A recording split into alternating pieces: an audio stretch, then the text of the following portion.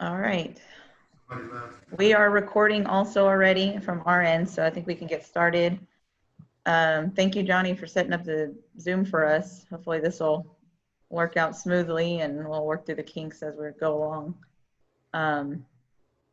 You know, we've had a couple meetings already, just informally through this, and it seems to work, so I think we'll be all right. Let's see. We haven't met in a few weeks, and I think if we want to kind of pick up where we left off, let's see. The last time that we met, right before we broke for the day, your team provided us with a counter proposal to our healthcare proposal. Sorry. There we go. And we reviewed it. We had some questions, but then told you that we needed to go back and get it costed out and calculated with benefits and see where we're at on that. Again, I know that was a few weeks ago. We did review the plan, sent it to our advisors that we use as well. Ramon's went through it, HR's went through it. And in response to that, we actually have a counter proposal that's very much based upon the plan that y'all proposed over to us the last meeting. So I have emailed it to you, but I'm also going to share it here and we can go through it. Can y'all see that? I'm going to make it bigger here. Okay. Can everybody see my PDF here? Yes. Okay. So we've incorporated y'all's majority of y'all's plan into our actual healthcare language that's in the contract. I'll tell you that right off the bat, the two things that are different, significantly different from the plan that you countered to us at our last meeting is one, on the PPO side, the premium share, we have kept it at the 100% employee, 50% dependents as it's been all along. I know that in your plan there was a slight increase in order to reduce premiums for city to share more on the dependent side.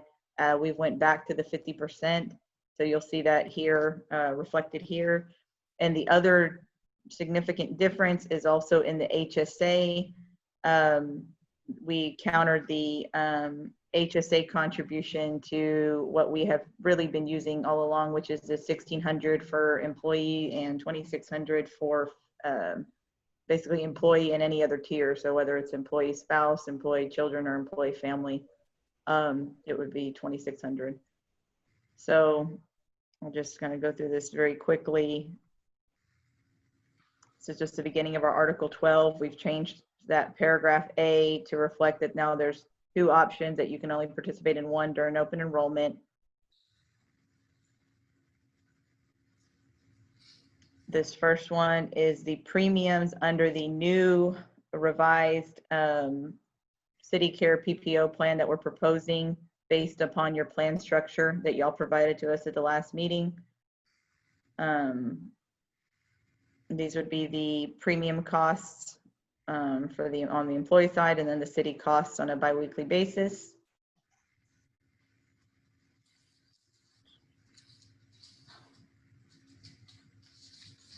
At any time, let me know if you want me to slow down.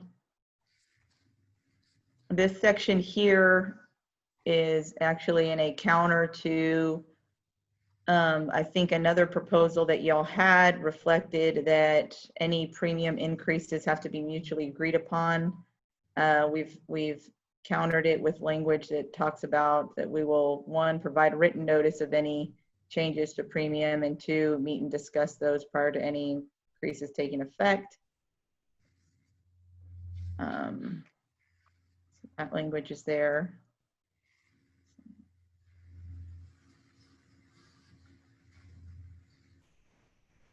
Okay. It didn't show up as a red line on here when I converted it to PDF, but another change here that I'm going to point out is prior under, if you look at our existing contract, under this part, this the following components will be used to calculate premiums. 1 is the same, 2 is the same, 3 is the same, 4, 5, 6, and 7 are the same. Cumulative net fund balance used to be included as basically number 8 in calculating premiums. We have removed that from the calculation of premiums. Now, of course, we still have a cumulative net fund balance that we'll get to here below, but it is now not included in those, you know, instead of 1 through 8, it's now 1 through 7. So those premiums reflected do not include the cumulative net fund balance in there. So that's another change. Like I said, I thought it would redline, but I guess not. So cumulative net fund balance. We have at this point, just based on our last discussion and really wanting to hear y'all's point of view on it. I know that your proposal had GASB and the OPEB liabilities completely removed, not just in the premium itself, but in the entire, in this part as well. Given that some of the explanation that Ramon provided as far as what that would mean and how it would affect the fund balance, we went ahead and at this point have left it in. Of course, we know we anticipate a discussion on that, but we went ahead and left that part in, which includes the 5% that's actually being accounted for each fiscal year. Yep. On that right there.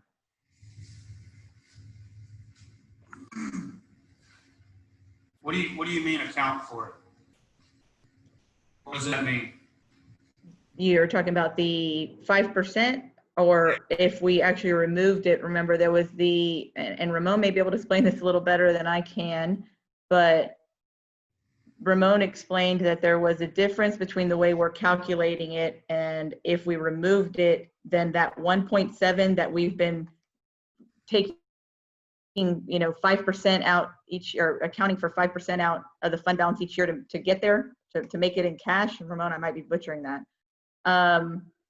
Instead of taking 5% each year and chipping away at that 1.7, if we removed it, we'd have to, bring all the 1.7 out. Ramon, am I saying that right? Yes. In our informal conversations, we were discussing the fund balance to indicate the removal of GASB out of the fund. Pardon me. And right now, the fund carries a $2 million OPEB liability, which is reserved by $2 million of the assets in the fund. The past cumulative net balance or cumulative liability, that past cumulative, there's a 5% amount that is being added into the OPEB liability that is covered by cash every year. That's an additional $1.7 million. So the conversation surrounded if we were to remove OPEB liability completely out of the fund, we would also secure the cash to go with the liability. And so that instead of $2 million OPEB liability in cash coming out of the fund, it would be the full 3.8 and change. We left this here because in that initial conversation, that 5% of the 1.7 is being done annually, and that was left for discussion. Did that want to stay 5%, or did you want to move it all out at once? Hey, Ramon, correct me if I'm wrong, but what you're saying is that if we agreed to remove that past cumulative balance, right, the GASB, that had been recorded for years and nobody ever paid it but us, now you're saying that if we take it out, we're just going to pay it all at one shot? Pay it all up front? Well, I know we've discussed this a couple of times, and in reality, that OPEB liability is being funded. And in the present contract, in fact, on page, find the actual page over here. Saying that we continue to pay the 5%, or we can just charge ourselves all at one time. Why would we pay the whole 1.7 right now? We have an agreement to just pay 5% at a time every year. Well, that was just a part of the negotiation of saying if you wanted OPEB to be completely removed out of your fund balance, then we would remove it all at once. If you wanted to continue the 5%, then that was a part that's in the contract presently, and that's a part of the discussion. We want to remove, Ramon, but we want to remove, not add it somewhere else for us to pay for it. I guess y'all don't understand what remove means. Well, the liability has to be secured, whether it's secured on a 5% per annum for the 1.7, or it's secured all at once. It still has to be secured.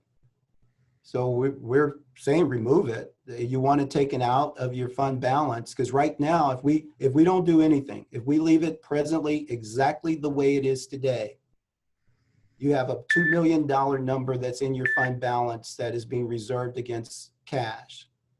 5% annum is going to increase until that 1.7 is absorbed in the fund balance, and it will be reserved by cash. Yeah, we understand that. How does it change our premiums if we just leave it in there and we pay the 5%? How does it change our premiums? Well, the premium discussion is separate. It does, yeah. It's a separate discussion from the premium funding of GASB. We've taken it out of the actual calculation, and that's earlier when you saw where Lilia was showing the number 8 item was now C.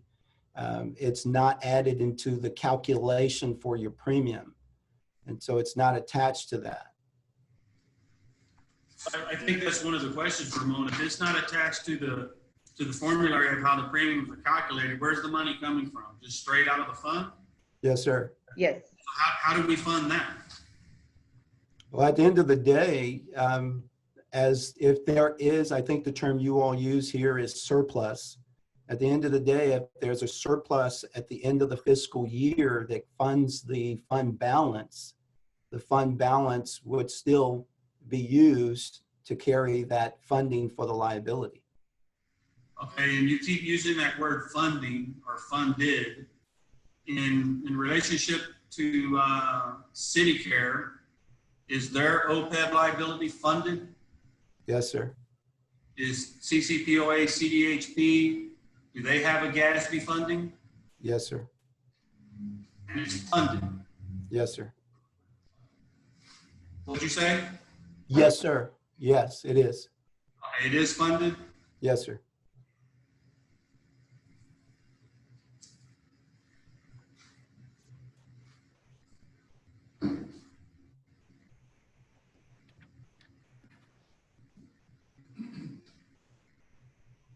Is there a way that you could show us that it's funded?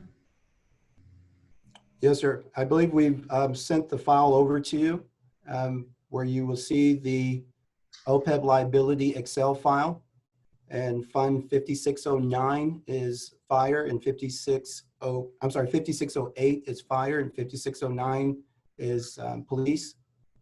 From our last meeting? Yes. Yes, sir. And I think actually it showed that on the POA side, it's actually underfunded, right, Ramon? I mean, Yes. Yeah, it shows that. Of course, that's all 100% on the city now because of the structure of their healthcare plan.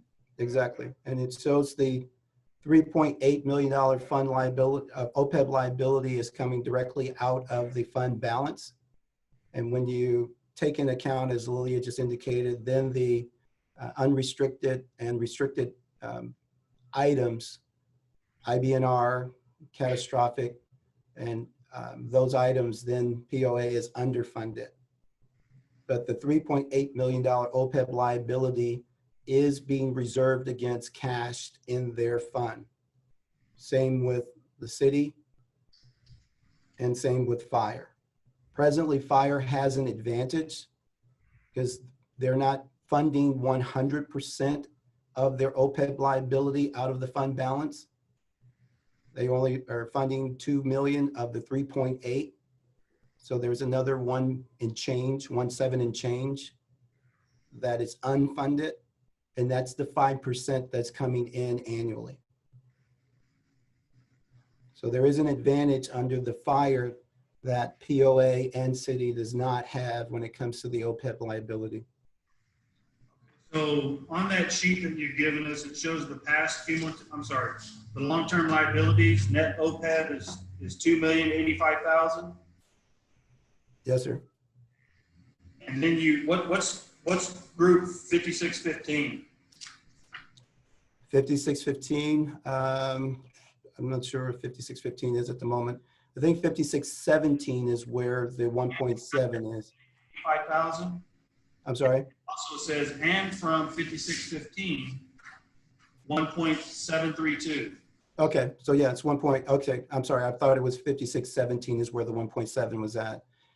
That's where, in the past, some level of negotiation that fire had with the city, that the funding of GASB would occur over a period of time. And that's the amount it would set aside, that amount that's now remaining 1.7 is set aside in that fund all by itself. It's just sitting there. And little by little, 5% annually is moved from that 5615 account into your 5609 to show that it's funded.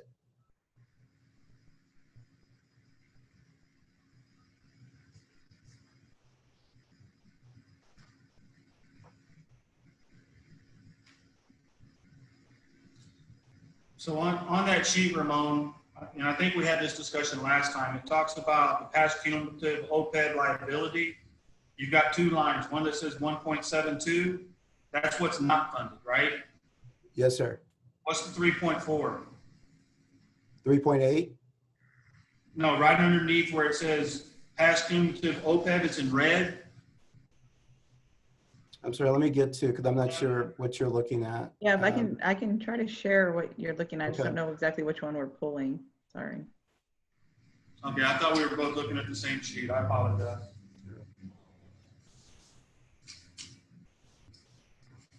Are you pulling that up, Lily?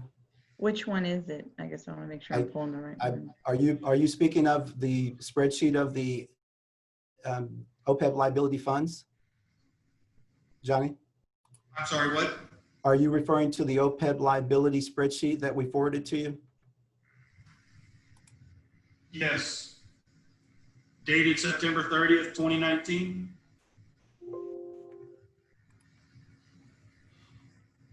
Is it can y'all see my Excel sheet or am I not sharing this right? No, ma'am, we still see the contract. Okay, hold on. Okay. I'm gonna stop sharing that and then share this one. Let me see if that, make sure I know what we're looking at here. And make some copies too. Is this what we're looking at? I think he's looking at the GASB past 27. Is that what you're referring to, Johnny? I'm looking at whatever she's got on her screen. Okay. That's what you're looking at? Okay.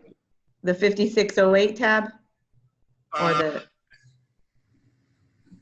oh wait, no, so yeah. So I have that one. I have that one. Yeah, on the 5608 tab, Lilia, scroll down. Okay. Right there. The past cumulative OPEB. Can you make your screen? There you go. Yeah, I'm working on getting it bigger in a second.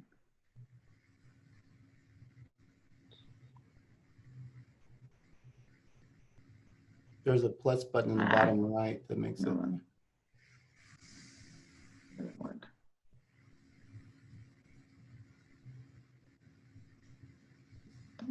There's a plus button at the bottom right, Lilia. Bottom right, you see the plus Oh, button? right here? No, to the far right, to the far right. To the very far right. You see the 100% go down? Oh yeah, there you go. Yeah. Hey, Oh. Johnny, this is Michael. Hey, Michael. Hey, if you're asking about the 3.4, that's just the fund balance The summary. subtracting out the 1.7. That's the remaining. If you were to sub out the 1.7. Yeah, it's the summary of that fund. Right, that's what it is. You go ahead and scroll, Lilia. Oh, scroll further down, sorry. Yeah. There you go. So Johnny, you have the total net assets on row 45, 55.2 million. Yeah. And if we go ahead and take out the full liability, you would add or subtract rather another 1.7 from the 5.2, and that would give you the balance of 3.4. Where's that number at? Where's 3.4 at? That's the summary, just adding this column straight down, column E. So you start at 5.2, you go ahead and subtract an additional 1.7, and then that would leave you 3.4. Okay. Okay, that's where I was going. Okay, now I see it. Okay.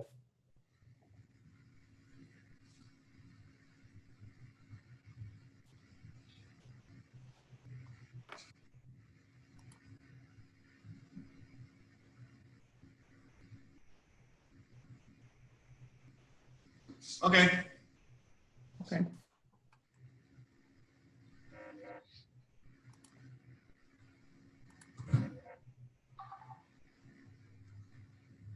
Any questions on this? Okay. So I'm back on the PDF. Can everyone see that? Yes, ma'am. Okay. Okay, so once we get past that section, we'll now have D, which is the city care health care plan structure. And this is following the plan structure that y'all gave us in a counter at our last meeting. The 500, 1,000 plan year deductible, increase in copay.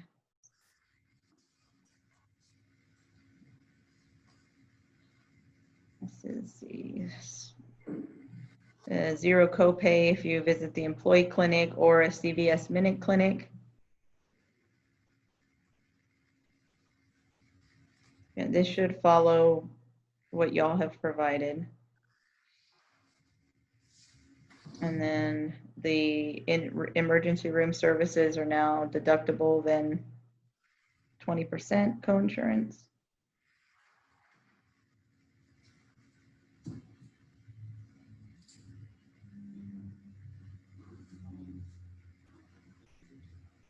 And out-of-pocket max increase to 1,500 and 2,500.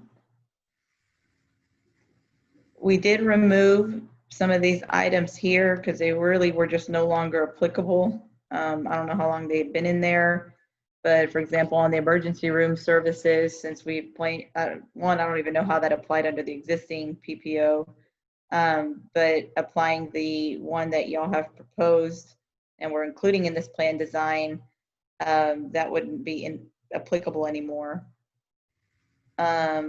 These other items as well, including for other like medical supply, I think this kind of included medical supplies and some other issues already covered in the plan as well. So I don't know if that's just something that had been in play for a certain amount of time, but really was no longer applicable anymore. From our perspective, that's just it's really just a language cleanup. Let's see.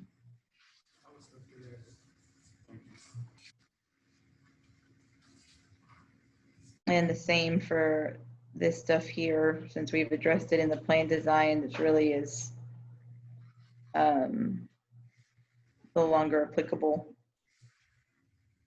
I don't even know if it was ever really used or enforced. Personally, we were trying to look back and figure out how that actually operated, but didn't see it. All that was. I'm sorry, I didn't catch that. I said in 2012, that was something that y'all, the city, insisted upon having. So we. Oh, really? Okay. We never quite understood it either, but. Yeah. Go back up just 1 second. Yep. Further? A little bit. And get to the previous page at the bottom. Right there. Why is it important to remove that last sentence? When the expenditure is made towards a deductible and or out-of-pocket requirements, it is cumulative and sorry, hold on, I can't see it because my screen's blocking it. In all three categories, that part? Yeah. Ramon, do you want to chime in and explain that? Yeah, actually, I'm sorry. When an expenditure is made toward a deductible and or out-of-pocket requirements, it is cumulative in all three categories. The plan already manages it from that vantage point as a plan design. If I'm understanding you correctly, any expense that goes into your deductible moves towards your out-of-pocket. And if it's an out-of-pocket expense, you're moving it towards your deductible, correct? Is that the way you're understanding that statement? That's the way I understand it and see it, and the plan would work in that same way. Okay. Correct me if I'm wrong, but when we made our counter proposal, can you scroll up a little bit, Lillian? Mm-hmm. When we made our counter proposal, we don't remember offering any out-of-network benefits. What do you mean? Where did that come from? The out-of-network benefits? We didn't offer any out-of-network benefits. Yeah, I guess I had just assumed that y'all were just covering and I know the out-of-network, it's pretty minimal chance it'll ever get used, but it's still a part of the plan design regardless. I mean, you still have to have it. It's just the very, very likelihood that it really will be used is minimum. Yeah, we understand that. Actually, in Corpus Christi, it's probably used a lot with these doctors creating their own networks. But okay, we don't remember offering any out-of-network benefits, and that's something that we need to talk about. You're offering them, right? Yes, yeah. This is the out-of-network benefits that would be tied to this plan design. Yeah. Okay. Yeah. And you don't think that would be used very often? Ramon, have you seen it? I've never encountered it personally. And even those, I know what you're talking about as far as some doctors, but even when, like, I'll give you an example of my own children. When I've taken them to the Driscoll urgent care, a certain physician will be out of network there, but Blue Cross, they still pick it up anyway, even if they believe they're out of network, because I went to an in-network facility.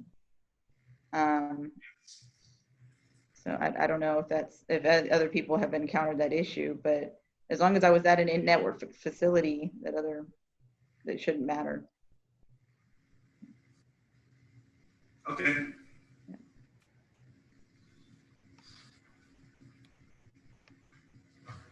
Can you stop right there? Yes. Scroll up just a little. I'll get there. Okay.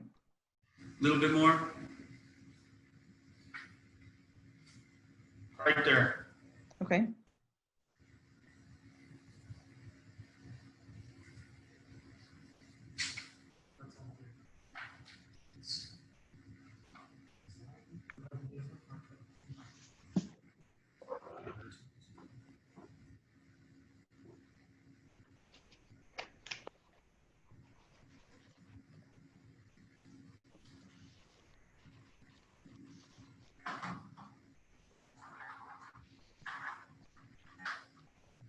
Okay. Good? Okay. We're good. Okay. Let's go in.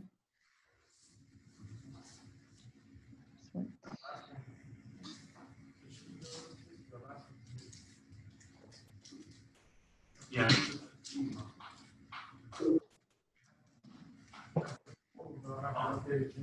Okay.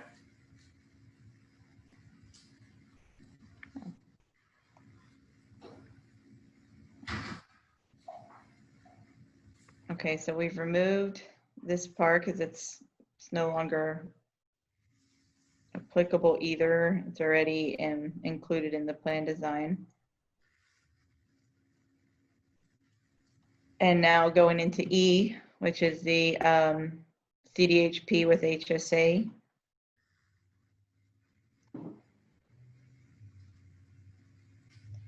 This is the premium structure, our premium cost of 100% for the employee, and then 50% for the spouse, children, and family. Their cost, our cost.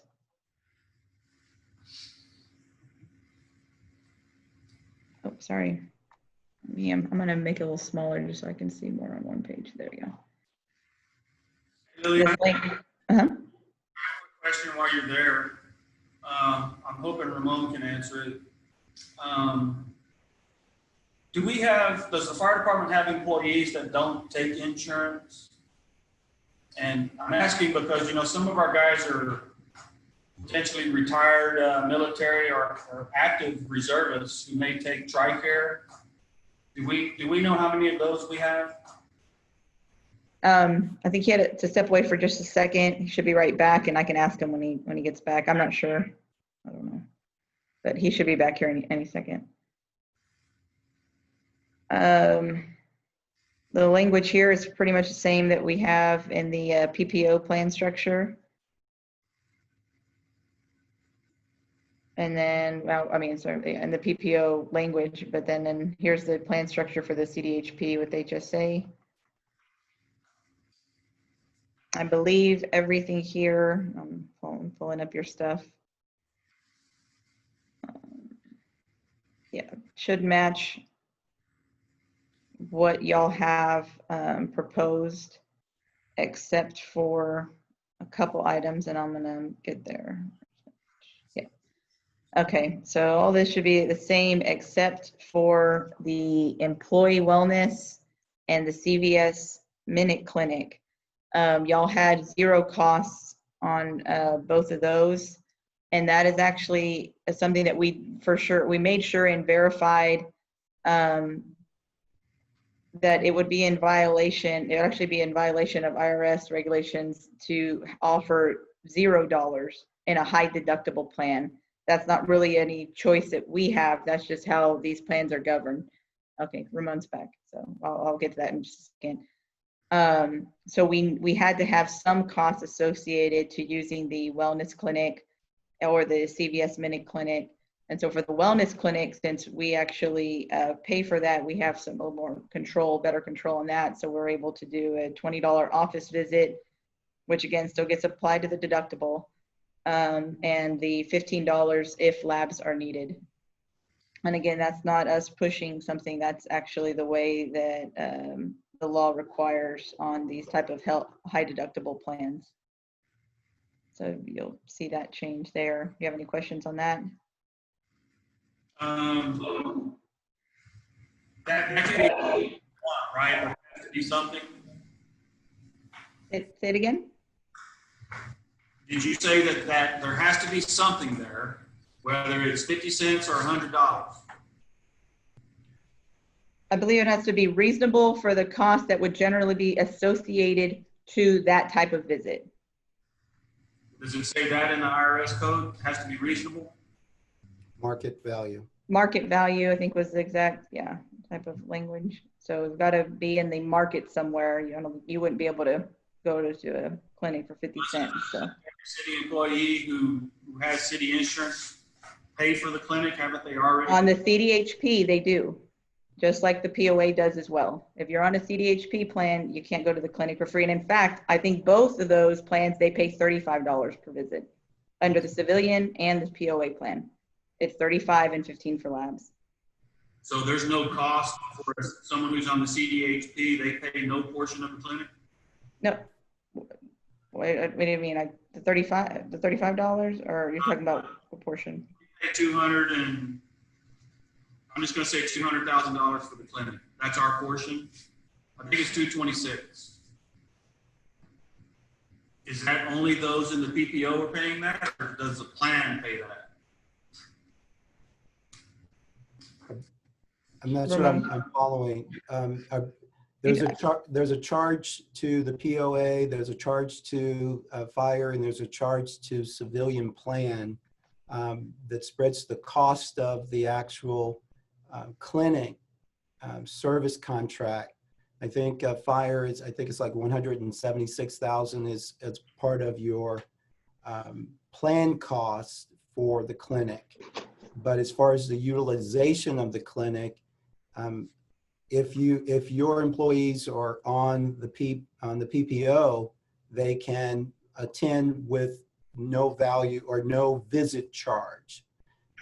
If they're on the high deductible plan, then it does require by IRS regulations that Lilia was referring to at market value, a charge for that fee for an office visit.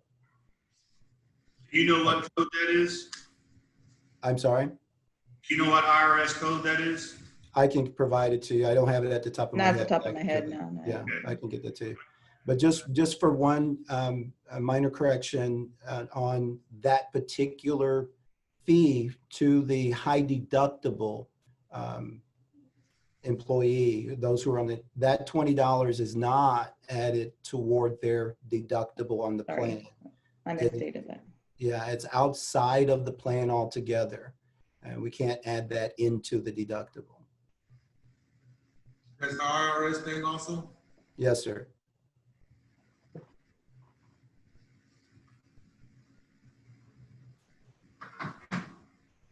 Okay. If you would, I'd like to see the IRS code so I could read it. Sure.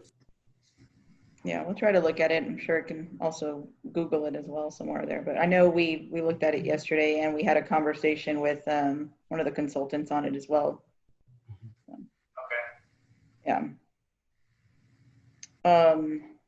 Ramon, Johnny had an earlier question while you had to step away for a second on the amount. Do we know do you know off the top of your head the amount of firefighters who don't participate in either plan? Do we have any?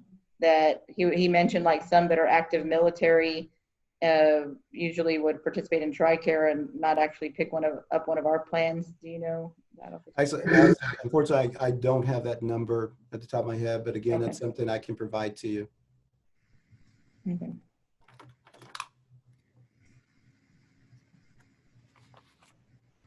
We do know that we have 10 firefighters who are in the reserves for the military. So I guess at the most it would be 10, if that. Yeah, and hey, Michael, I think there might be a little bit more than that because we've got a couple of retired Oh, okay. firefighters that I think take TRICARE, and it's not a lot of people. I'm thinking 20 max. Okay, we could get that. Yeah. Yeah, the reason I'm kind of asking, I guess I need to read the IRS code, but for those types of individuals, I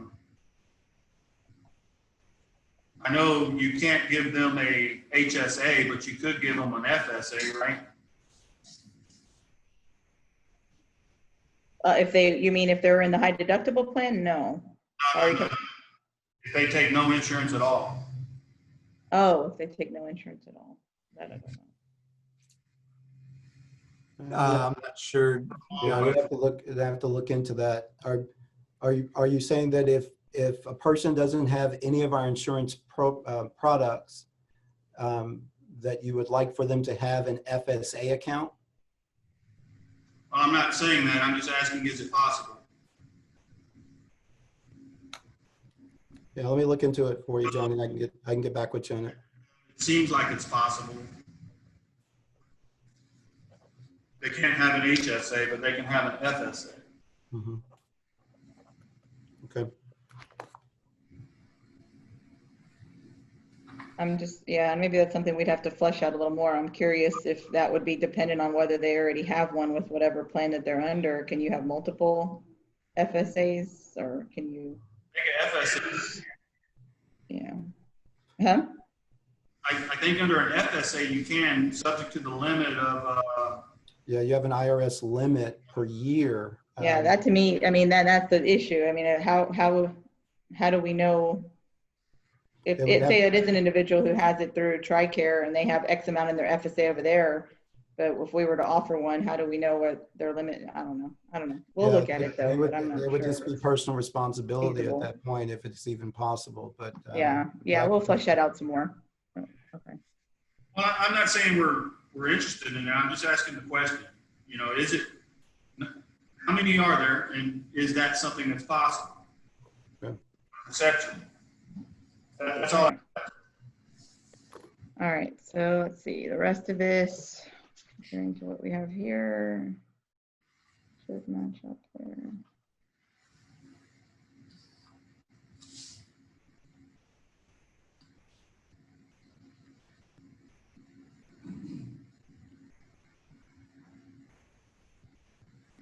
Yeah, so yeah, ML matches up. So you have a 3,000, 6,000 deductible, which same as for your out-of-pocket costs. So once you meet your deductible, the plan's going to pay out at 100%. You won't have to pay anything on top of that.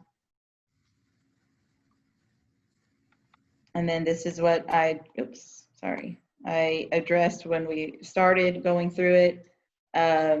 Y'all had proposed an HSA of $1,800 for the employee only and $3,600 in any other tiers. We went ahead and we're sticking with our original HSA proposal of the $1,600 for the employee and $2,600 for employee in any other plan tier, spouse, children, or family. Okay. This is probably a Ramon question, but Okay. Ramon, how would a firefighter not qualify for a contribution to their HSA if they're in CDHP? That last sentence. I know one example is if they're on dual insurance. So if they're on say their wife's plan somewhere else also, and she's on a PPO, they wouldn't qualify for an HSA under CDHP on this end. Ditto. I know that for sure because I remember looking at that with PD. I know there's a primary. I'm sorry, I didn't hear that. Ramon, does a PPO plan trump a CDHP plan in whether or not it's primary or secondary insurance? I'm not following that question. A PPO, if you're enrolled in a PPO, that is your primary insurance. If you're enrolled in a high deductible plan, that is your primary insurance. Okay, can you explain to us how a firefighter would not be eligible under IRS regulations to receive an HSA contribution? Well, as Lilia just indicated, if that firefighter happens to be on another high deductible plan, they would not be able to participate in our high deductible plan with an HSA contribution. That's the main item. There are other regs, and I can pull it up. Unfortunately, I don't have the memory recall of all the regs. There's so many details for every single plan. They have to research to make sure that we're getting accurate information to you. But I can provide you whatever information you're looking for. But that criterion, first and foremost, is you cannot participate in multiple high deductible plans with multiple HSAs.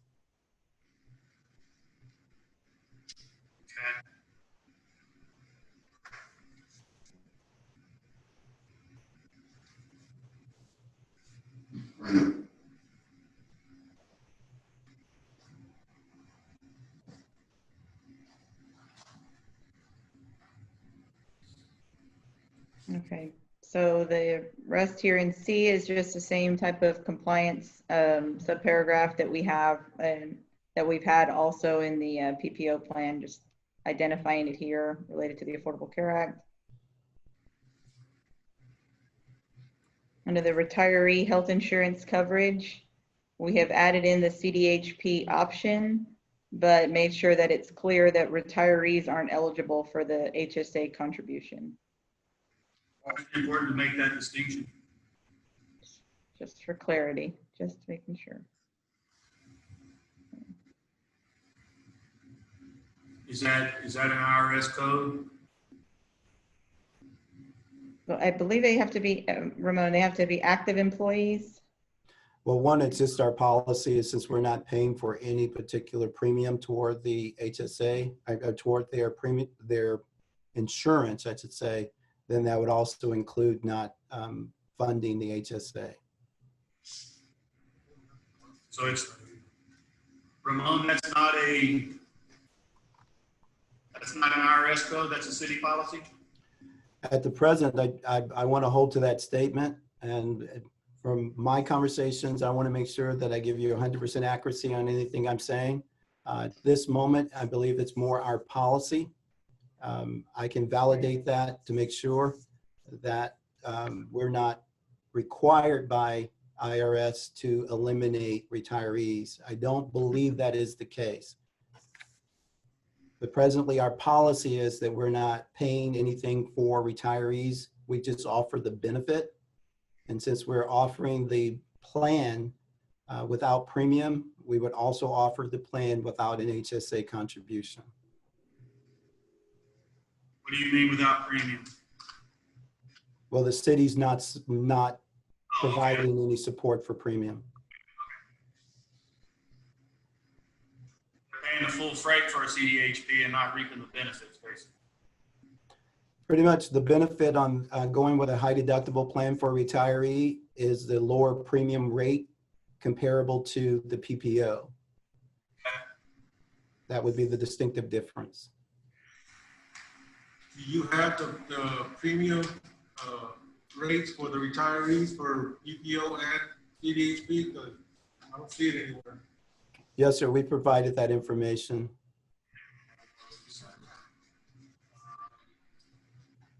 Yeah, it should be. I think I can share that here in just a second as well. I'm sorry, I didn't hear you.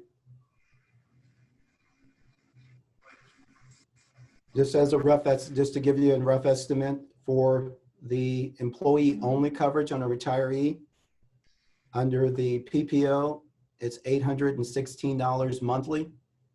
Under the high deductible, it would be $693.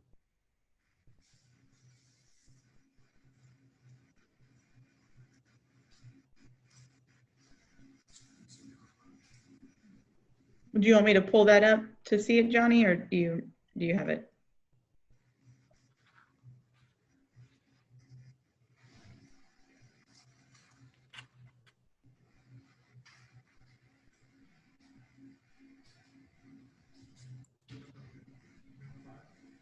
Yeah.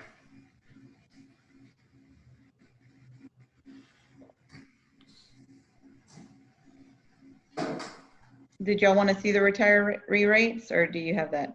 I can pull it. No, we have it. Okay. The one that we have, does it correlate with the new proposal you gave us from Article 12? You want to pull yours up to make sure it matches what we have. I think it does. She used the same number. The one from June 16th? Yeah, number 5. Yes, number 5. Yeah, we have it. Okay.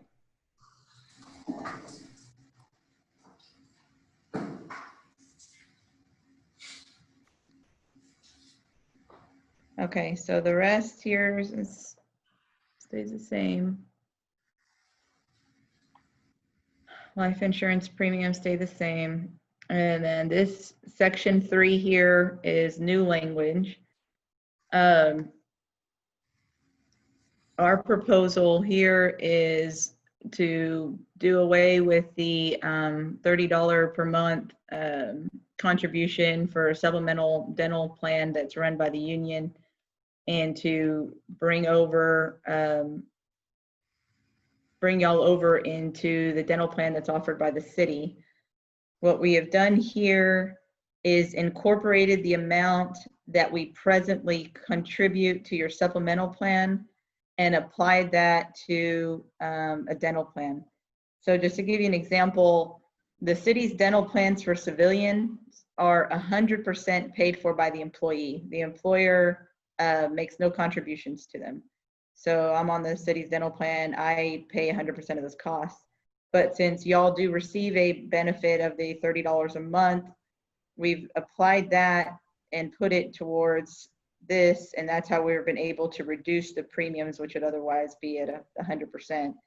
So applying the $30 per firefighter into a full, pledged dental plan, the employee costs are, this is per pay period, per biweekly, per pay period, $2.76 for the employee, $19.36 for the employee spouse, $29.32 for employee and children, and $45.91 for the employee and family.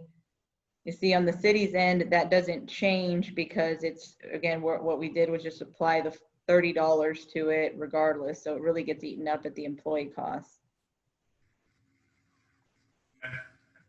This is the plan structure for the current dental plan.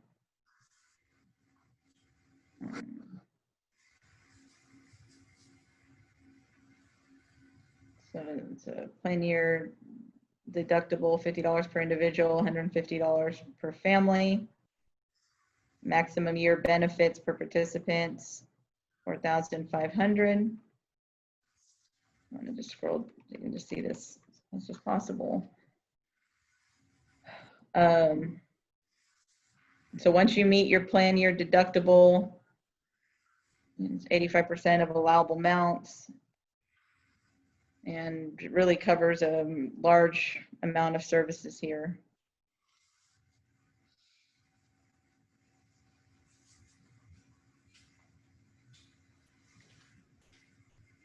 Lydia, when you have, it says plan year deductible, $50 per individual and $150 per family, and then you have maximum year benefits per participant, it's $4,500.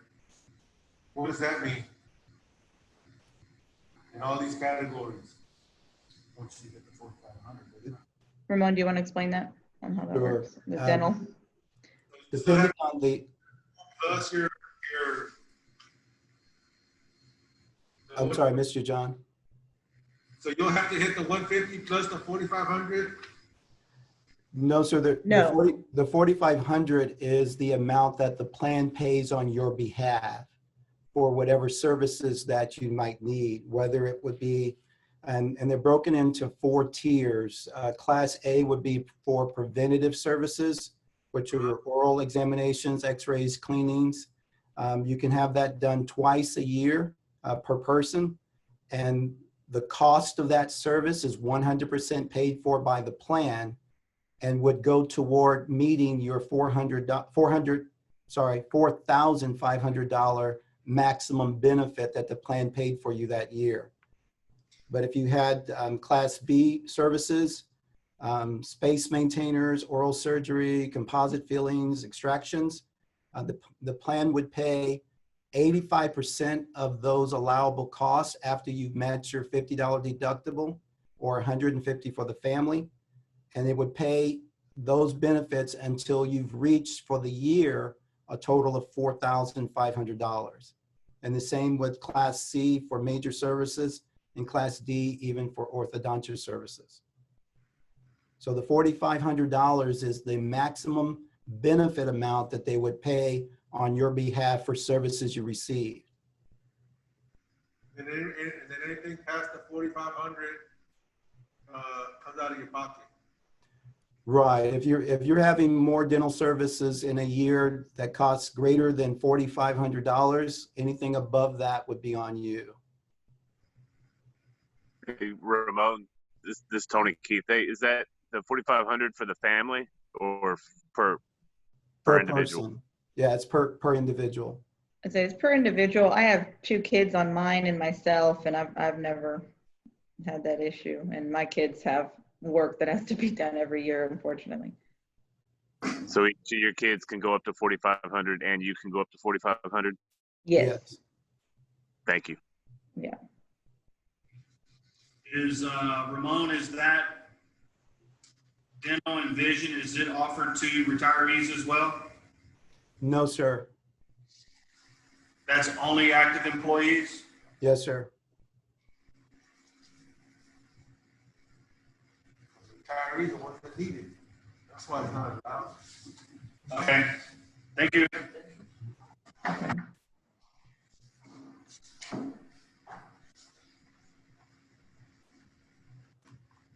Lilia, Yep. under the optional coverage, Oh, sorry. Yeah, I'm going. I went too far. Okay.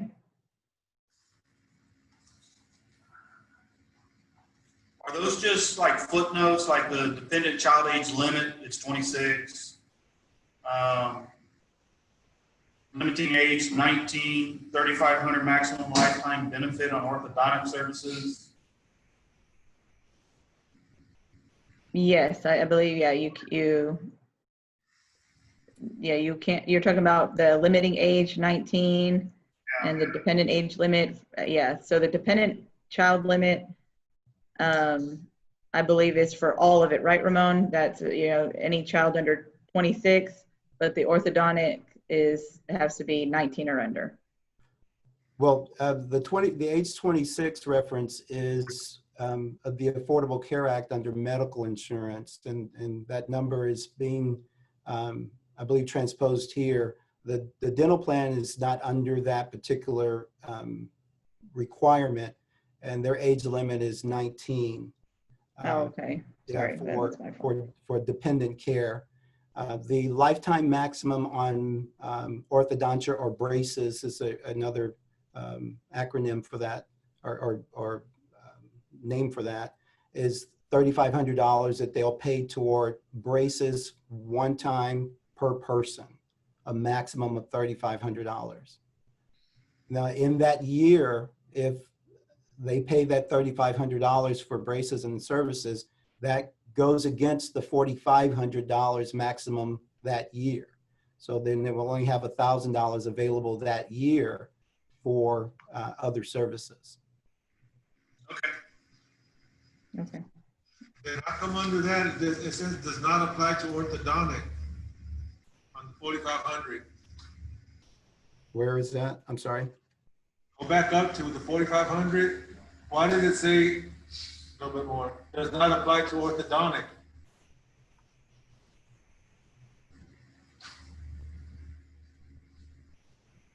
I'm not seeing that. Well, I think because, I think it's because of the orthodontic, they'll only Oh, pay I see. 3,500, not the 4,500, right? So it's limited even more. Yeah, but it doesn't say that the 3,500 is, to me, I'm reading it that the 3,500 is not included in the 4,500. That's what Ramon just said. If you use it that year, you're only gonna have $1,000 left for that kid. But the way I'm reading this is not apply to orthodontic. That 3,500 shouldn't count against the 45. Okay, well, I can Well, reword that, but I believe yeah, that's the intent of it, is that the max on the orthodontic is going to be 3,500, so that it's not going to be included in this. It won't be expanded to 4,500, but it does get taken off of it in that manner.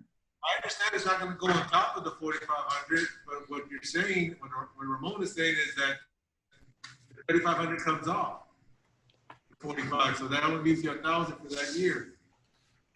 But when you say does not apply to orthodontic, that's not. Yeah, and I'll reword that, but the meaning here was that The 45. orthodontics won't get paid up to 4,500. Bingo. It'll only get paid out to 3,500, and that's why it's a separate section. If anything, I'll reword that to make that clear. That's not an issue. Sure. Hey, Lilia or Ramon, is there a reason why orthodontics can't come up to $4,500 and then you just have zero allowed for the rest of that year for that individual? I'm not sure, Tony. In all honesty, this is a fully funded program. The way the dental plans work, I'm not sure what their rationale is for separating them. But in reality, all dental plans that I've seen have always separated them. I just don't know that rationale why. Okay, thank you. Yeah.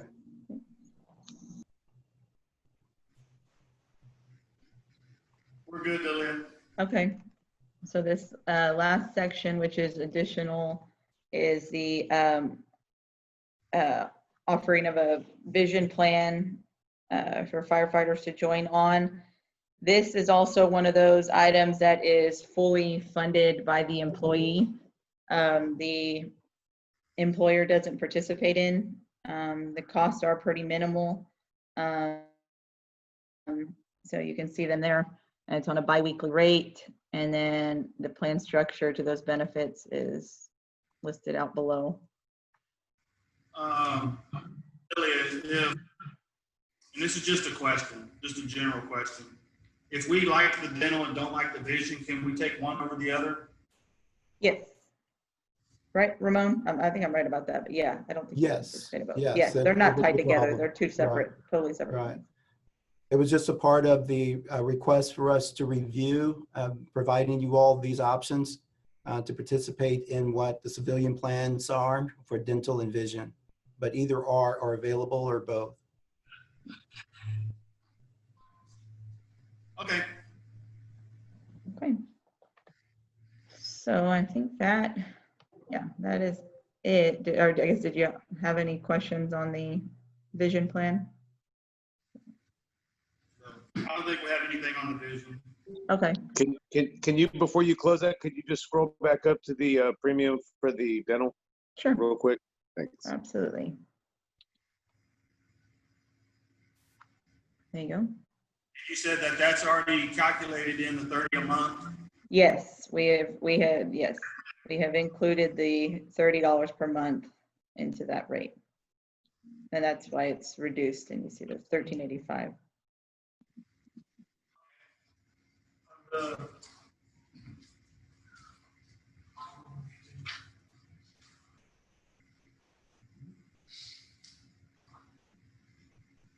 what about like actual visual, you have just the visual exams, how many of those can you have in a year?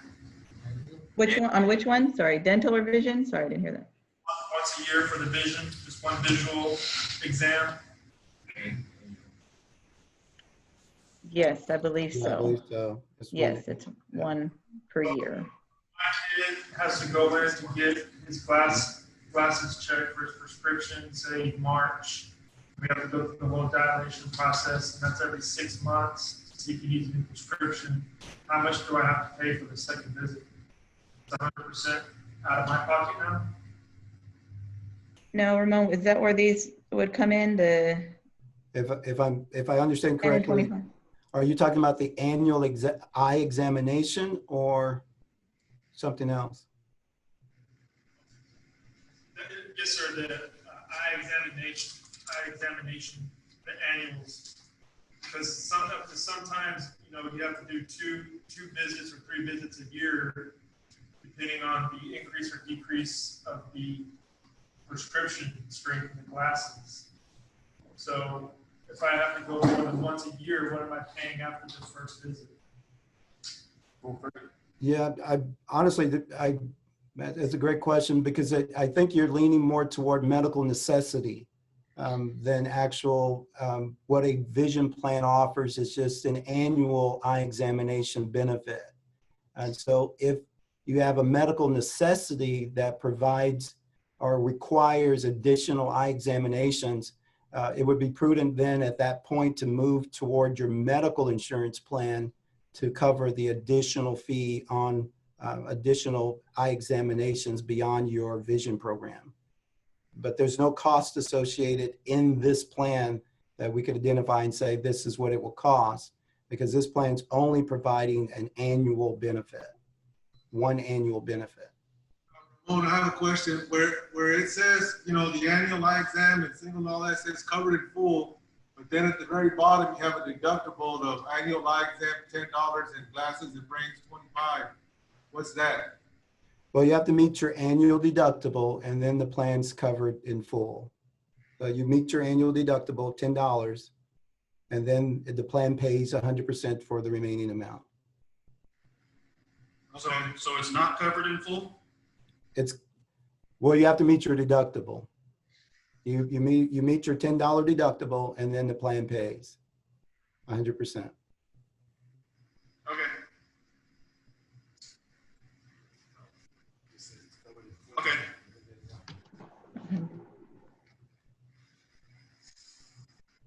All right, so that is our, like I said, our counter to the last from our last meeting, when y'all gave us a proposal on healthcare. And just go through my checklist real quick right here.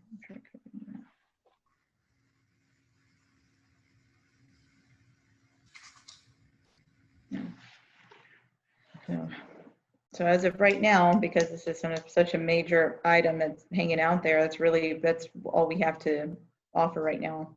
Kind of see where this is going to go. I mean, I'll tell you, Lily, we're generally interested in the offer, you know, but we want to get a better detail of our current plan. Okay. Can we do an exercise and go through that? How you guys came up to the current plans, new rates for the coming year, if that plan's around in accordance with the contract. I know that Ramon sent us some stuff this morning. Can we just, do you want me to pull that up? What was sent this morning? yeah. Hold on just a second.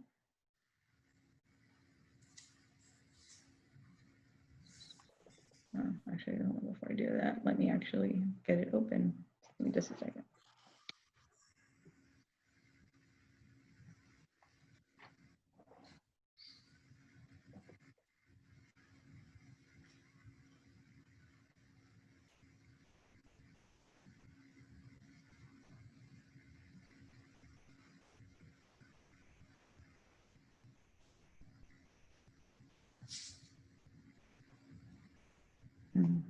Hold on. I need to save it before I can open it. Give me just a second.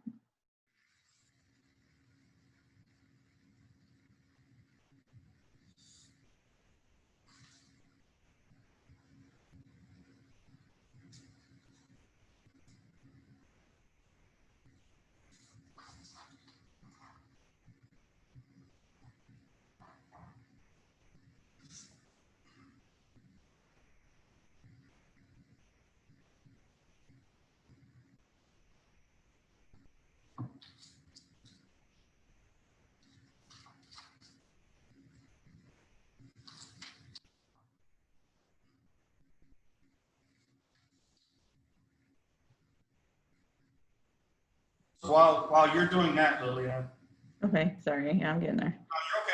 you're okay. So the contract's very specific. It's on page 22. In some of the information that we've been provided, the one thing, there are a few things missing. So one of them was the assumed trend. There was no reference to drug rebates. We don't know what time period you used. And again, you know, what the trend assumptions were. There's a provision in the contract that spells out what the trend assumptions should be. So we're going to want to, you know, explore that too when we do this little exercise. Okay, I don't know if we're going to be able to do all that right now. I don't know if that's,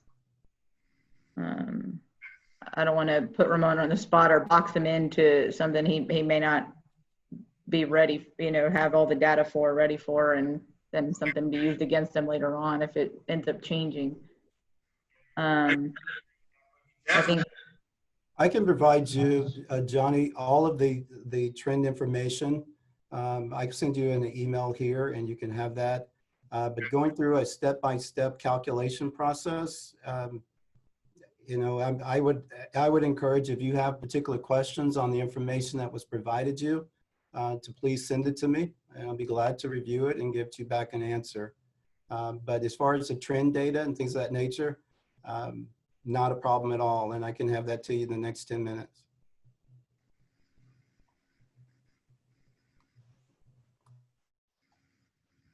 I'm almost there. I'm just converting it to PDF.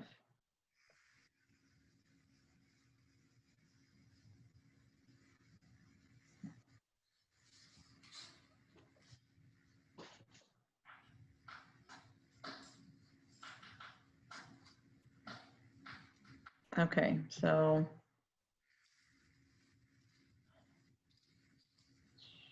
all right, sharing here.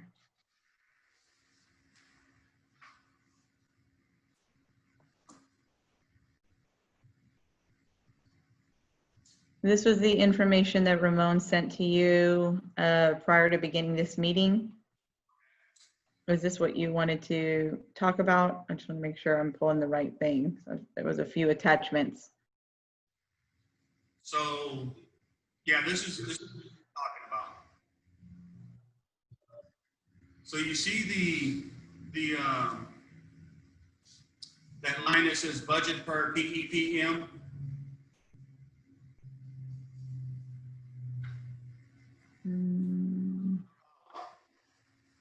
No, where are you at? Sorry. Oh, yes, right here. Yeah. Let me check something real quick, Lillian. Okay. Can you make it where I can, no, never mind, it doesn't matter. So under that column there, that's what determines the rate. At the end of via the formula, determines the rate, okay? Okay. So one of those is the permit fees, and you have it, 58 cents. We don't disagree with that. But if you go down to line 200 and 201, where it talks about third-party administration fees, that's also a component of the formula. Why is there two numbers there? Why are they not combined? Between the active and retirees, you said 200 and 201? Yeah, 200 and 201. Why are those not combined? The rates, My question is, are you adding that number twice, formula? no, sir. And if you, No, sir. Your claim rates, remember when, and I know we had this conversation once before about a composite of the retiree claims versus the active claims. Those claim rates are given there as a composite. So you can see exactly what is associated to the active employees and what's associated to the retirees. And the counts are associated as well. So when you look, and what we're looking at on Lilia's screen, this is FY20. This is not our current rates. These are FY20 rates that was showing you in comparisons. But you can also see the head count that we're only talking about the 58 employees that are under retirees. That's their claim ratio. And then the other 420 for this one that we're looking at on the screen is the active. So we're just showing you both rates, and we add them both into the total calculation of the plan, because that's the cost of the plan for active and retirees. That's the same is true for, as you go down further with the pharmacy claims, and also for the stop loss premium. It's just a way for us to see it divided out so we can see those factors. But it is a head count per the employee associated to retirement or active. So it's not being added twice, it's separated out.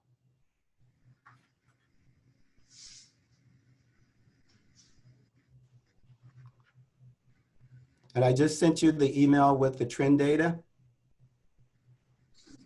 okay. But Ramon, why is it separated out if this is a blended plan?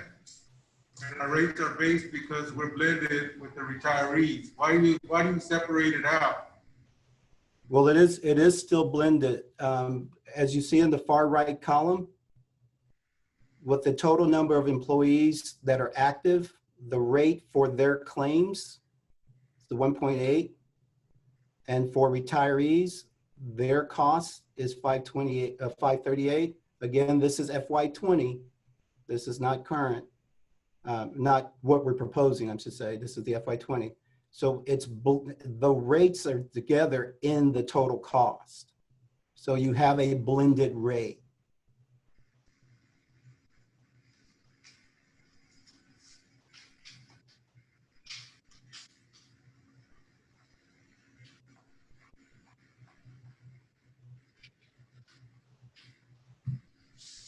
So on 385 and 386, the stop loss premium, is that what it costs to have that insurance? So we pay for that twice? No, sir, again, that's active and then retirees. If you look at the head count, Look at the head count. I think you're thinking you're getting double paid here, but the head count's not 420 and 420. It's 420, 458. I mean, I guess in a sense you could add them together, but the fact that we separate them, it's still the same head count. Can you scroll down? Sure. Yeah, but why have 70, 77 twice? Hold on. Hold Can you on. scroll down? Yeah, it wouldn't let me doing it from there. I'm getting there. Tell me when to stop. Stop. Oop. Go back up.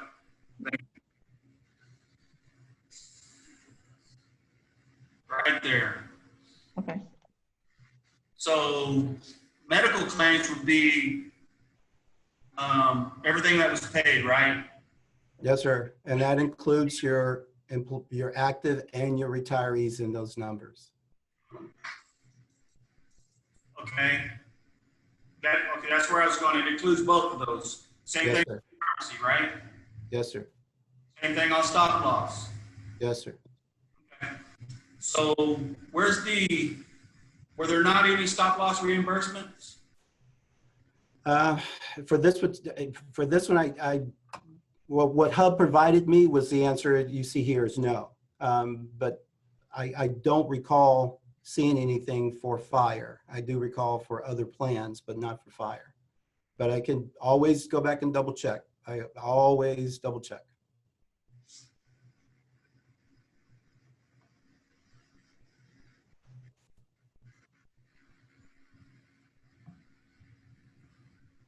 Okay.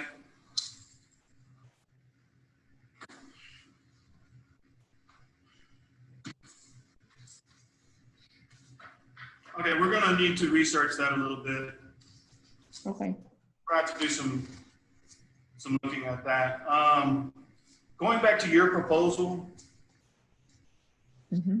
I think it's on, I'm just gonna make a couple of observations. On page 9, I think it is, let me make sure I got the page right. All right. I'm gonna open it up here. Just give me a second. Okay, it's not page 9.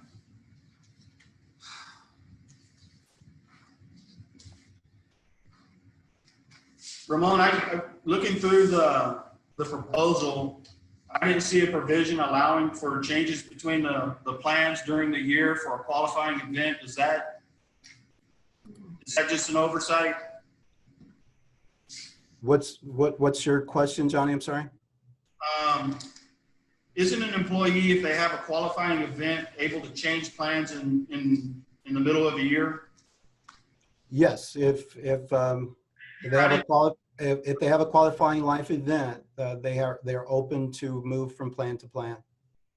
Okay, so we scratched all that, though, didn't we? In the CBA contract, Yeah. I don't know. Lily, do you know where that language might be? Well, I thought it was under E, but I'll have to look, make sure exactly where it's supposed to be and try to find it in here. Presently on page 27, E is your retiree health insurance coverage.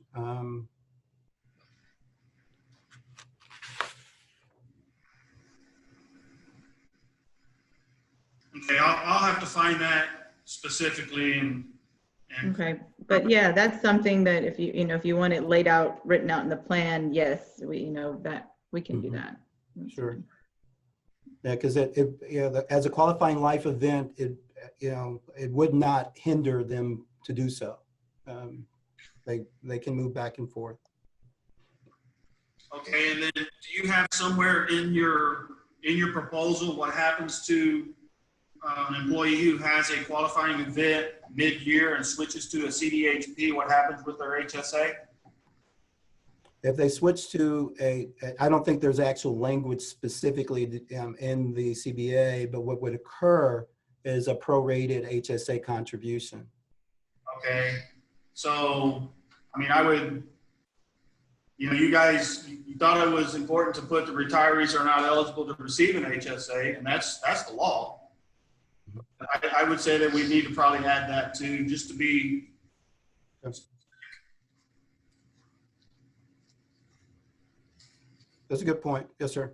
And on the vision plans, how does that get determined? Is there a formula y'all use to calculate those plans? Is it third party? Is it city funded? I missed your first part of that question, Johnny. Go ahead. You missed the first part of the question. On the dental and vision plans,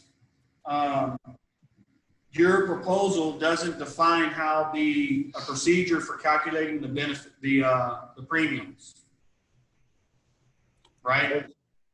Yes, no. So the vision plan is a fully funded program, and the insurance carrier provides that rate. The funding on the dental plan, it's based upon the same type of process that we use in claim data. We take the claims data over the last 17 months and like we do with the medical insurance program, and then you project out based on those claims.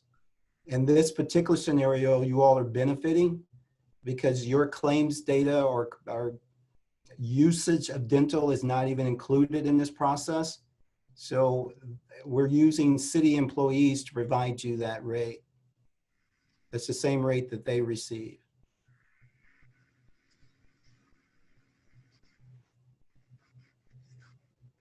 Okay. So we don't have any, I mean, this is a rhetorical question. I know you don't have any data because we're not in that type of plan. So that rate could be actually anything we wanted it to be, right? That self-funded program? I mean, the dental plan? That's a plan. Can the premium be anything we want it to be? Yeah. Well, technically, no. It still has to be funded based up on claim utilization. What we're doing at this moment, since you all have not been in the plan, we're using the plan rates that the city's employees have already been using. So we're just adding you to it and using the $30 per employee that we've been given Fire to offset your premium to that charge. Next year, when you all are in the plan for a year, we would take your claims data along with the city's claims data. It would be all one pot, and then the calculation of the rates would occur as a group. Okay.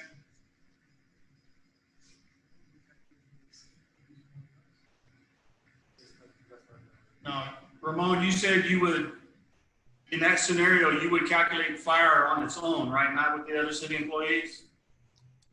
Not if you're added into the plan, it would be a cumulative city program that includes civilians and Fire together. Okay. Okay. Got it.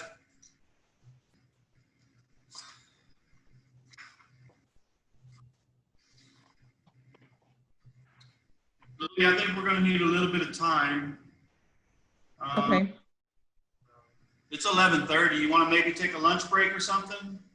Yeah, why don't we, We can put Yeah, ourselves in a breakout room. That way it's recording still. okay, or if people want, they could, well, how did we do it last time? Because we didn't want them to actually not be able to get back in, right? So if they wanted to leave the meeting. What we did was last time was we just went to breakout rooms like a caucus, Okay, and the meeting's still running. So one of us needs to go into breakout rooms, and I would suggest that we will go to a breakout room. okay. That will remove us. But we would stop the recording because y'all are in caucus at that point, basically. I know we're calling it breakout room, but you're in caucus at that point. Yeah, but you know that's going to create two videos, right? Oh, is that, I don't know. I'd have to, I think so. Lily. Every time I've stopped a meeting, it creates a recording for that meeting specifically. okay. So I would suggest we just leave it running.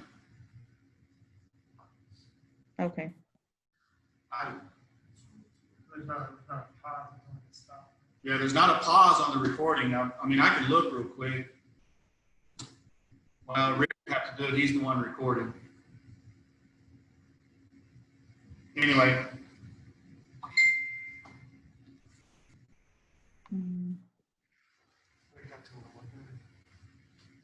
yeah, maybe you want to break out till at least 12:30. 12:30? 12:30, 1 o'clock. It's up to you. Yeah, that's fine. That's fine. Which one? Oh, no, 12:30, sorry. I heard 12, sorry, I heard 12:30. Yes, 12:30 is fine with me. I want to put my guys in a breakout. And so I'm going to assign one room. I'm going to do it manually. I'm going to create the room. Our PIO person who's actually helping with our recording says there is a pause feature so that we can do that. Or even if it creates separate recordings, he can splice them together to just do one main one. That way we don't have any worries or concerns when we're actually in caucus and stuff. So any recording issue. Okay, so whatever he wants to do, Okay. I'm just going to put my guys in a room, Okay. and it's just Tony.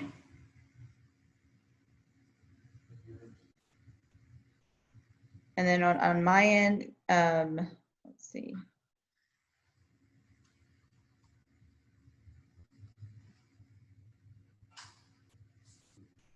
Hold on, let me just check something real quick. Okay, we're gonna go ahead from our end and pause our recording, and that way it'll just stay on. And everyone else, if you wanna just, you know, you could, everybody else's video is off but mine, and then stay on mute, and then we'll just join back on at 12:30. Okay, everybody's video's off except mine in here. Yeah, and I'm about to turn mine off and I'll mute myself. Okay, and I'm going to go to the breakout room as well, so I'm going to leave the room. Tony's left. Okay. Or should be leaving the room. He just hasn't joined yet. So, Okay. guys, at 12:30, if something changes on your end, you'll call? Yeah, let me know if y'all need more time too. Okay. That works. See All you. right, thank you.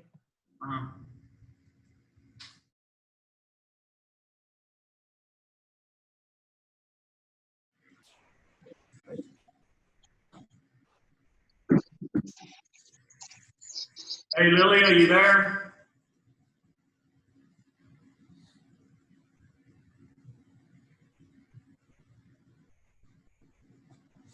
Yes, I'm here. Who's that? I'm coming. Sorry, I was trying to open what you just sent me. Might have a virus on it. Be careful.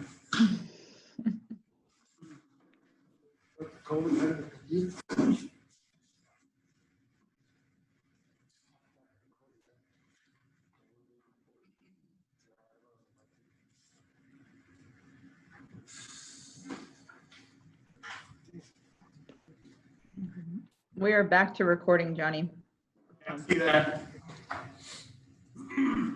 Thank you. Yep.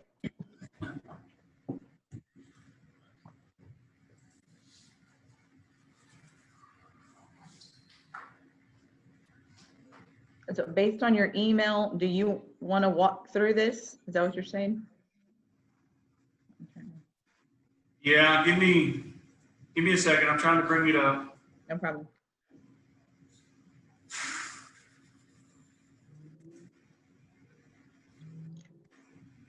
The reason why I sent it to you, Lily, is because it's actually not complete. I had a little bit of trouble.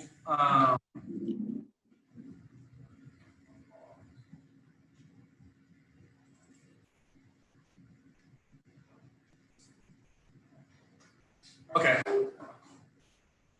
I had a little bit of trouble with the boxes in the vision.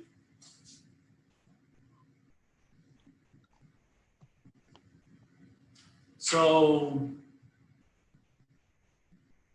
basically, this will be a counter to the counter you gave us today.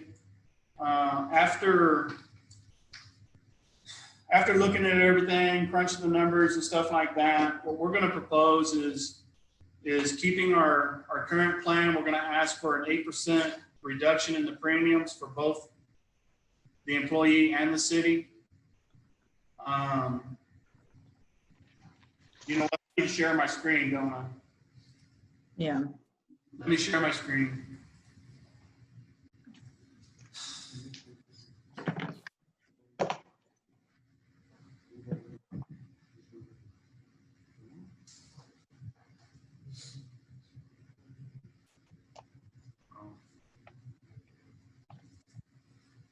Okay, can everybody see that?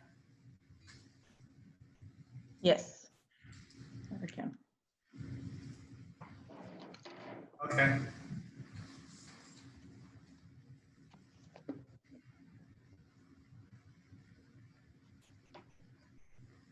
And actually, there's,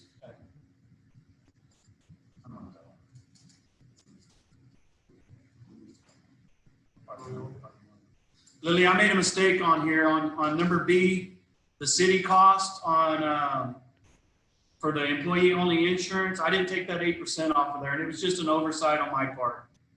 Okay, but what you're saying is the goal was an 8% reduction in premiums. 8% reduction in premiums. So whatever that number would be.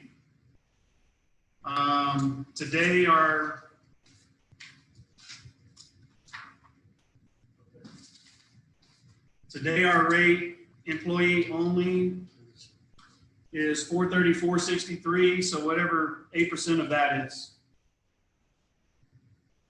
Can you figure that out real quick? 434.63. For employee only? Yeah.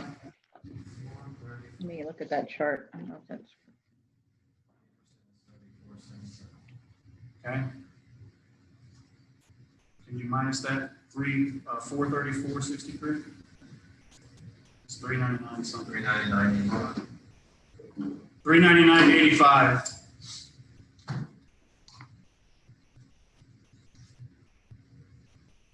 Is what that number should be.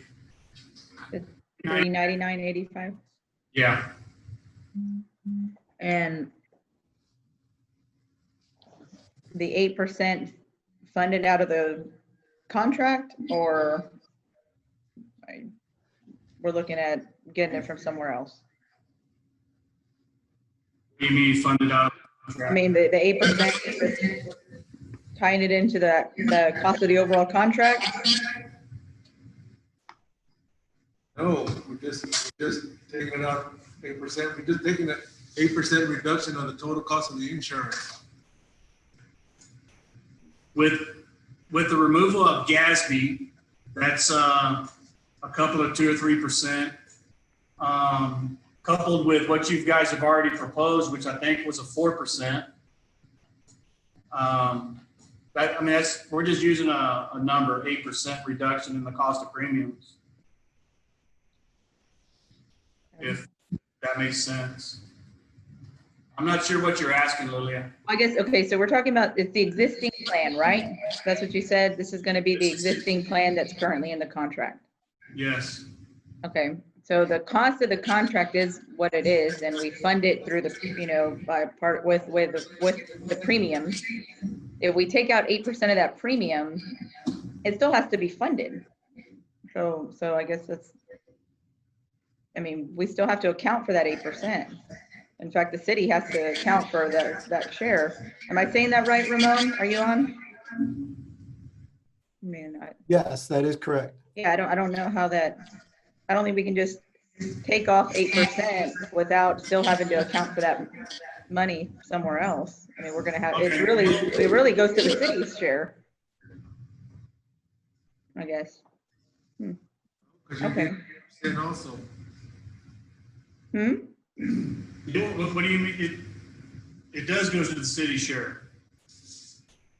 Yeah, if we give you an 8% reduction in premiums, the city's costs will go up. No, you're getting it too. But the total cost of the contract. But the total cost of the contract is what it is. I mean, that's not change. If we're going under the existing contract, we know it's around what? 10.5 million, I think that's what we said, moving Yeah. forward. 11 million, Okay. 10.5. 10.5. Okay, and that's based on the premiums that we have sent as part of a renewal, right, Ramon? Yes. Okay, so taking 8% off those premium costs, you still have to pay that difference. So we still have to pay it. There's no reduction to the cities. In fact, it just went up another 8% on each tier. Well, you don't even know if it's gonna go up until we use it.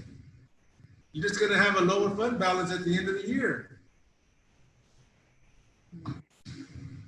Instead of putting all this money back into the fund balance, which grows every year, if you reduce it by 8%, you might come out even. In that first year, maybe. Right? Okay.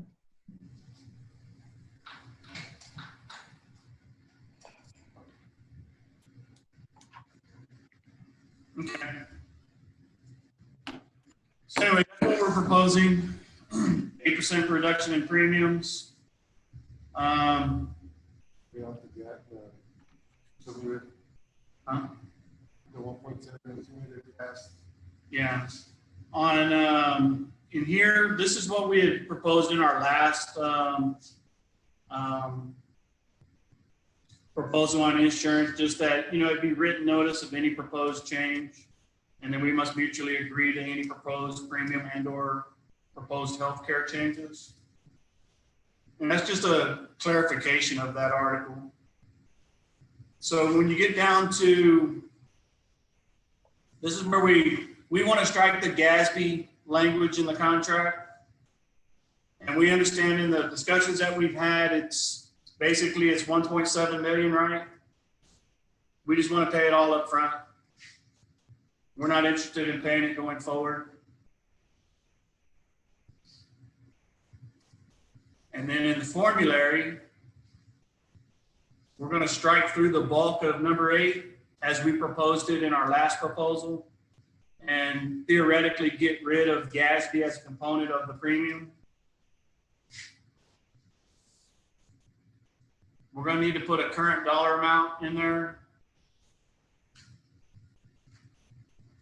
And again, this is where I think in y'all's proposal, we talked about we could either leave it or take it out, depending on how we wanted to pay it. And we're just saying, if you need to pay it out of the fund balance, take it out of the fund balance. And I hope I'm saying that right. Do you know, Lillian? I might need Ramon to help me on that one. So we talked about the 1.7 that's unfunded. Right. I mean, it's there, but it's unfunded, right? You say that would have to back out Correct. if we put that sentence. I'm sorry, I missed the last part. If we remove this sentence right here, this one right here, Ramon, this one, you had said that we would have to back out 1.7 million out of the fund balance to take care of that liability. Yes, sir. Okay, we're okay with that.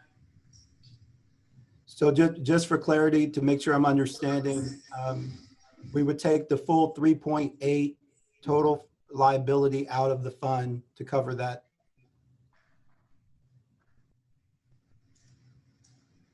Correct?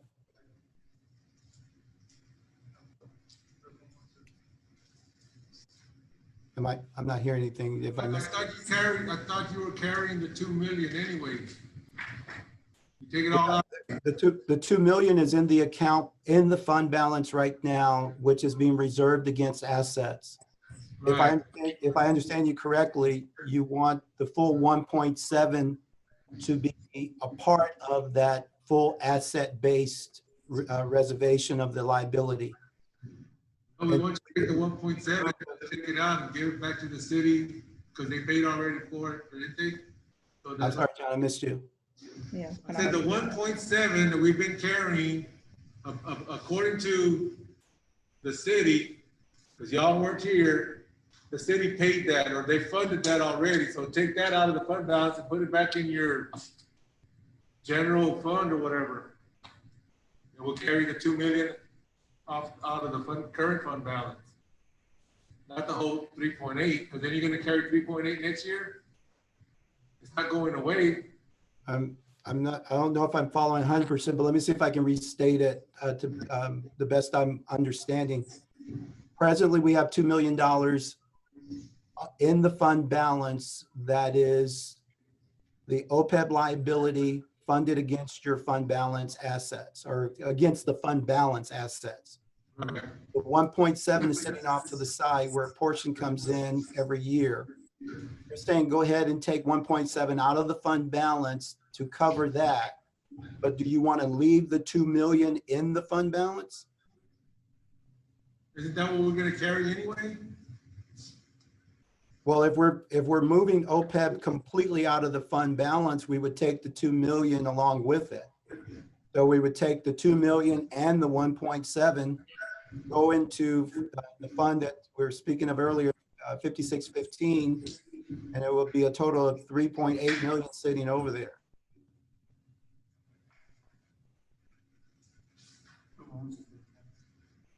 And that 3.8 million that you're holding up against that all that belongs to the city?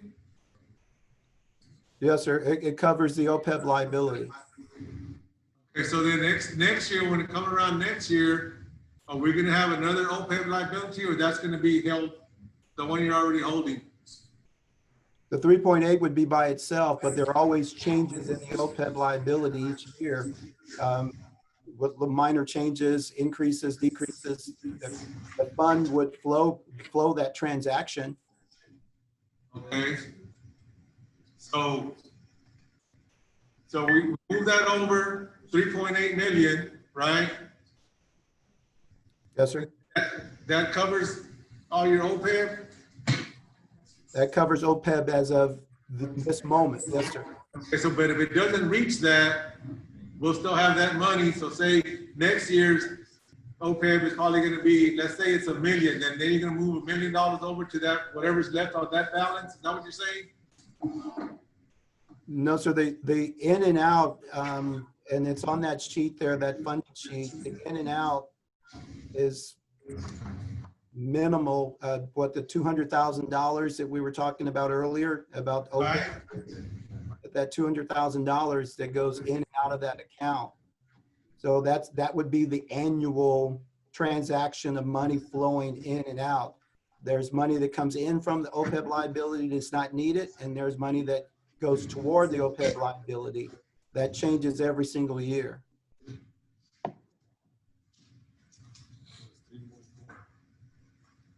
You're saying 3.8. So according to this paper, it's 3.4 million that will be moved. 3.8. I don't see 3.8 here on this September 30th paper. I'm not sure what paper you're referring Oh, to. this one. I see the number that's in the little square, right? I see it. Yes, sir. Yes, sir. Up in the upper right on about. Yeah, I see it. Okay. Okay. I was looking at this one down here.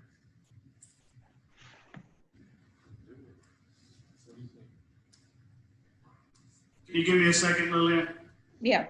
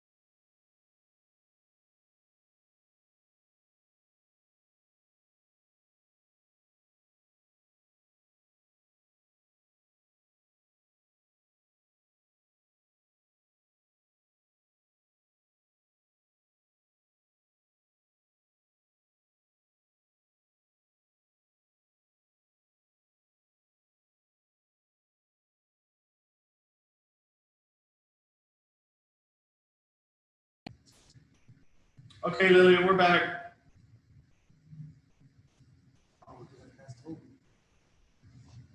Okay. Sorry Sorry. about that. Where was I?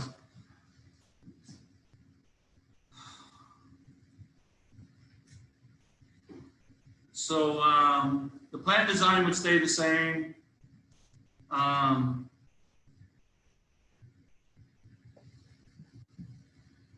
nothing changes again till we get to the very end. Under section F, I think we just need some cleanup in section F, talking about the Affordable Care Act, Obamacare. Just changing some dates in there.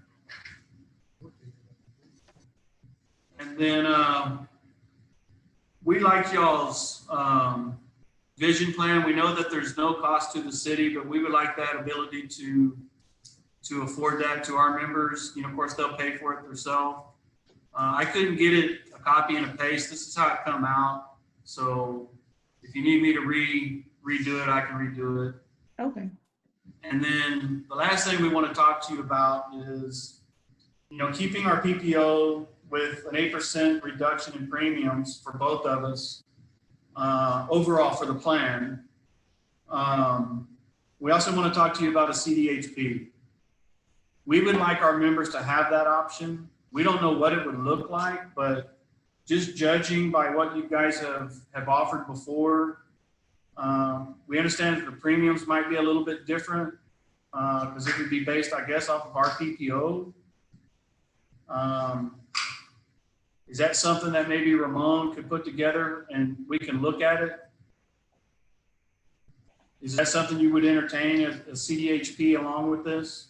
I remember just talking about it in the beginning, and Ramon could clarify if I'm wrong, but adding a CDHP to your existing plan is very costly. Very costly. I mean, it wasn't doable. That's why the PPO plan had to change in order to allow for the option for the CDHP plan. Okay, but even under our current PPO, if you built a CDH plan off of that, I don't see how it could be very expensive. The employee is going to take the bulk of those costs up to, what is it, 6,000? Maybe I'm wrong. Ramon can chime in if he Yeah. knows. Yes, sir. Yeah. The actual cost of the CDHP, yes, there's front-end dollars that you're speaking of on the CDHP, but also there's upfront costs for the employer with the Hsa contributions as well. And so your plan right now, your present PPO, as you know, is extremely rich. There are no real upfront dollars, first dollar expenses for you all, with zero deductibles and total out of pocket at $500 for an individual and $1,250 max for the family. If you add then a high deductible plan on there and we're kicking in HSA contributions, our costs go up even more. Lily was right on point of, you know, certainly understanding a dual option plan has its advantages, but you have to offset that with the plan design changes of your PPO. And we originally made some, you know, a huge concession to come back down to where you presently made your recommendations on your PPO with our counteroffer. That would pretty much be the limit of where we could go with a dual option proposal. Yeah. Yeah, I'm not asking you to build a CDHP that has a zero out of pockets. I'm asking you to build a CDHP in the true sense of the word of a CDHP, that it has a, I mean, what did you propose before? 3,000 and a 6,000 deductible, 3,000, 6,000 out of pocket with benefit plan changes, and talk about the HSA in that context that it's overly expensive. I disagree with you. You've given us numbers. You're talking about a 20% migration, and it's only $255,000. How's that overly expensive? Johnny, I was only 50-something people in that calculation. But no, those. I wouldn't anticipate that to change, Ramon. Let's ask the opposite side of that question. What's wrong with the PPO change that we are countering with and the same CDHP that you're asking for? Are you talking about the PPO that you offered today? Yes, sir. Let's talk about that. Let me tell you what's wrong with it. Okay. So you're proposing a $15 a month decrease in an employee's premium, and probably about a $30, maybe a $40, $50 decrease in premium on the city side. Yet for that, you want the employee to now take a deductible that is $500 and $1,000, and a total out of pocket that's $1,500 and $2,500. You're asking the employee to take all of that extra cost, and for that we'll save the plan about $65, $70 a month. Well, actually, Johnny. And you want to increase our pharmacies too. Well, actually, Johnny, this was your proposal that we agreed to. This was your plan design that we accepted. Yeah, it was, except for the premiums. Yeah, so We will go with that plan at our premiums. that's a $324,000 increased cost to the city, and that's per annum.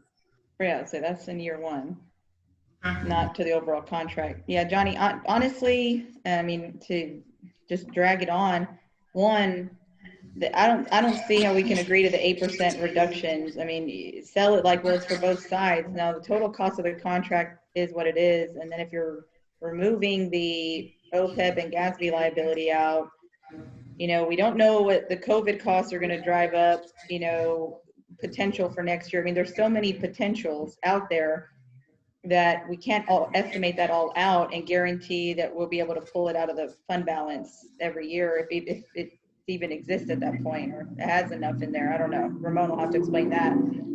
On the other end, the whole point of offering the CDHP plan and that dual option was to get away from these type of rich PPO Cadillac plan. That was the goal that the city, when we put this stuff forward. The whole point was to try to find an option to pull away from this plan. Now you want to still keep the plan and in addition add more to it. It's not going to happen. So I don't know if we need to regroup or what, but I don't see the 8% happening, and I definitely don't see how we can tie a CDHP on top of an already very rich plan. Again, that's the total opposite end of the where we're supposed to be moving. So, and I get what you're saying, how it's more on the firefighter on this one fighter, and I get it. I could never sell it any other way. I've never said from the beginning, this is a better plan for you. Your other plan's awesome. This one's better. What we've said was the city's goal is to move away from premium Cadillac plans and to become on a more sustainable plan moving forward for its employees, knowing that more responsibility will fall on the employees. And we can try to invest that elsewhere in order to make that more enticing. But I don't. I get it, but again, it was never sold as if it was going to be some great, much better plan option. I know, based upon what y'all have, it would be very hard to give y'all anything that would be as enticing. But the plan was to try to move away from that, understanding that the employee will take a hit on it, and hope that we can make it up elsewhere. I don't know. I think we can talk about it. If you want to keep your existing plan, we can talk about it. But the 8%, that has to come off, and then we can talk about the rest from there. And let's talk about keeping our plan. Okay. I mean, we're interested in helping the city. Whatever words you want to use, whether it's save money, curb the cost. We're interested in helping you do that, but You know, it's hard to put that all on the employee. You know, there has to be some give and take, and on top of that, y'all, you know, we're arguing about GASB and the fund balance and those kinds of things. And, you know, at the end of the day, OPEB's on the employer. It's not on the employee. Right? OPEB's your baby, not ours. You know, and there's a little bit of difference in between what it is exactly, but you know, one number says 3.4, the other one's 3.8. That's $500,000, and I guess that includes the long term. I guess that's what that difference is.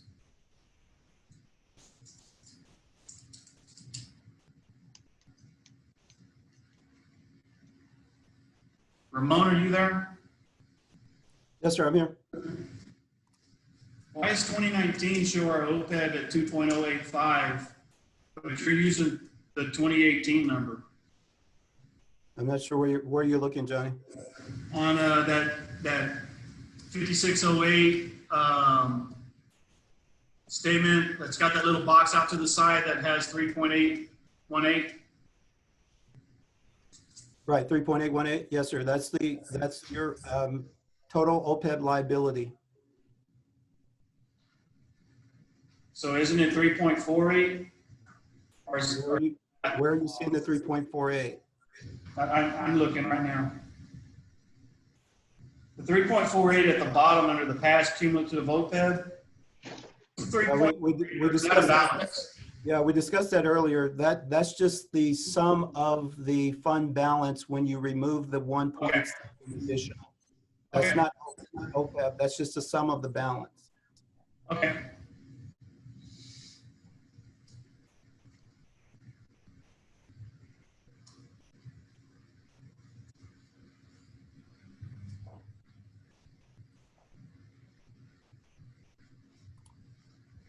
What's 3.4 million divided by 49?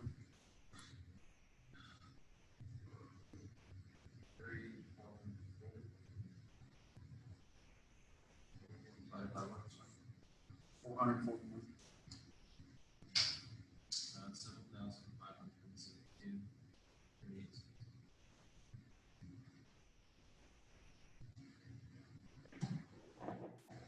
Okay.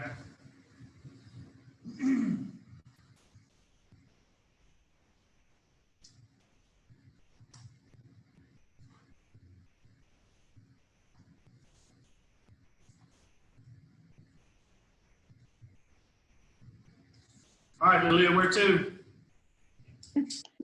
So if I heard you right before you those last questions, you want to just talk about keeping the existing plan as is, and then I think there's probably still some discussion on the fund balance. I don't want to jump ahead of myself. Is that the first part on it? Well, I mean, keeping the fund balance and from the stuff that we've seen so far, you know, there'll be a small reduction on both of our sides. On the funding side, doesn't amount to a whole lot, but it is contractual. You know, we still want to talk about GASB. I think at the end of the day, we still want to talk to you about the vision. It's very evident not interested in the Cdhp, so we could scratch that. And so I guess dental, that's y'all aren't interested in that either? Is that all? No, we're not interested in the dental. Okay.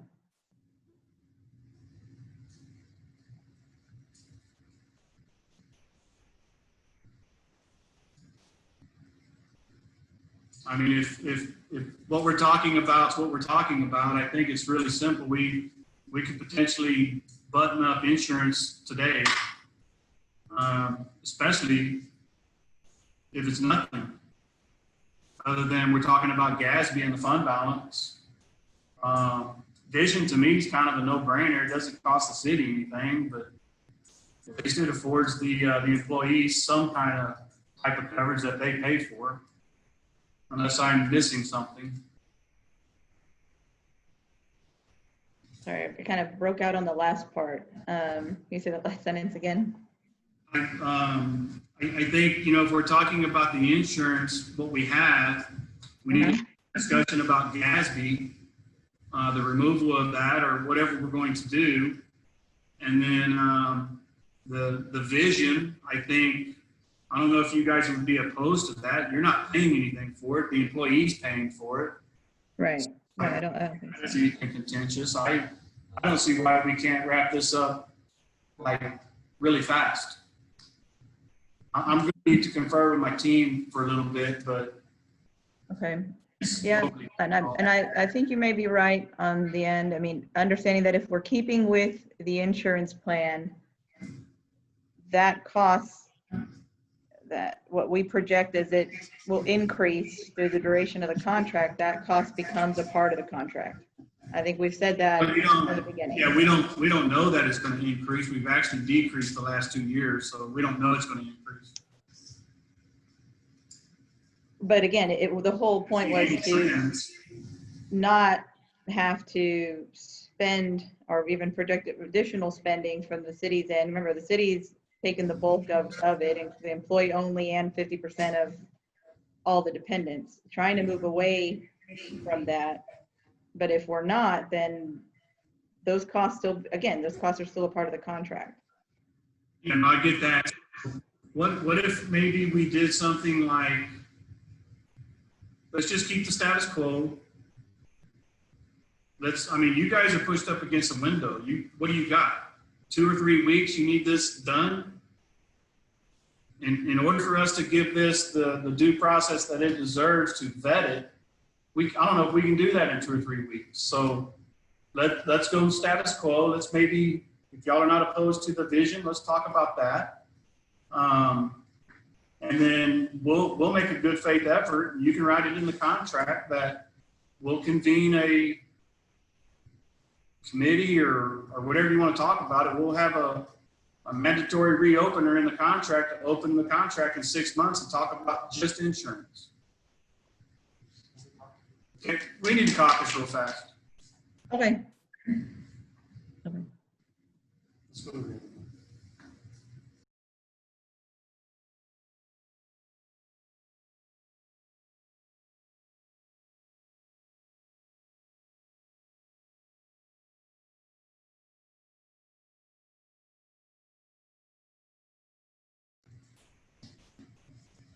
Hey, Lilia, we're back.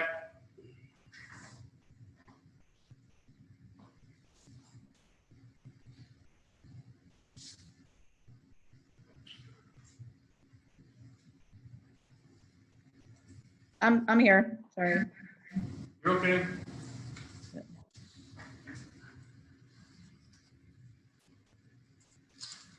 All right, where are we at, Lilia?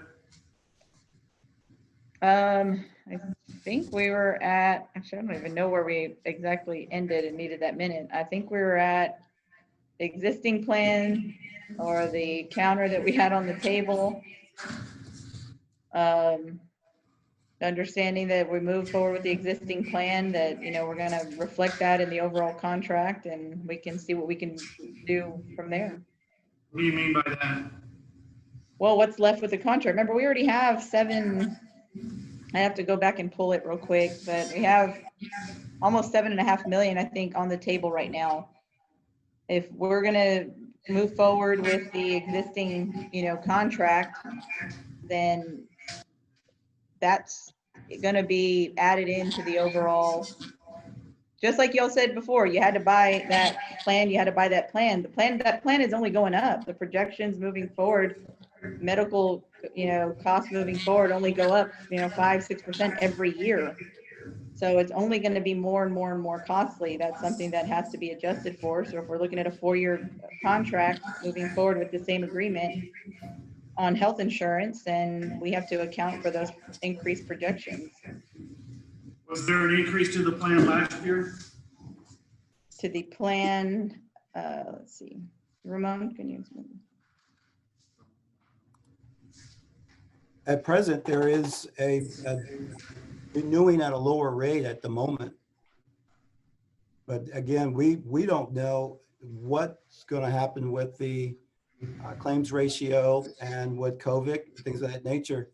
And based upon, but hold on, Johnny, just based upon the way, as you know, you and I have discussed on multiple occasions and how the premium and the costs are designed, we have to look at 17 months of past data. And so that's where your present claim ratios are today. That doesn't mean that the next 17 months are going to remain there. And so we have to take national trends that I provided you today, tell you what the trend rates are. And that's factored into this along with projections of COVID.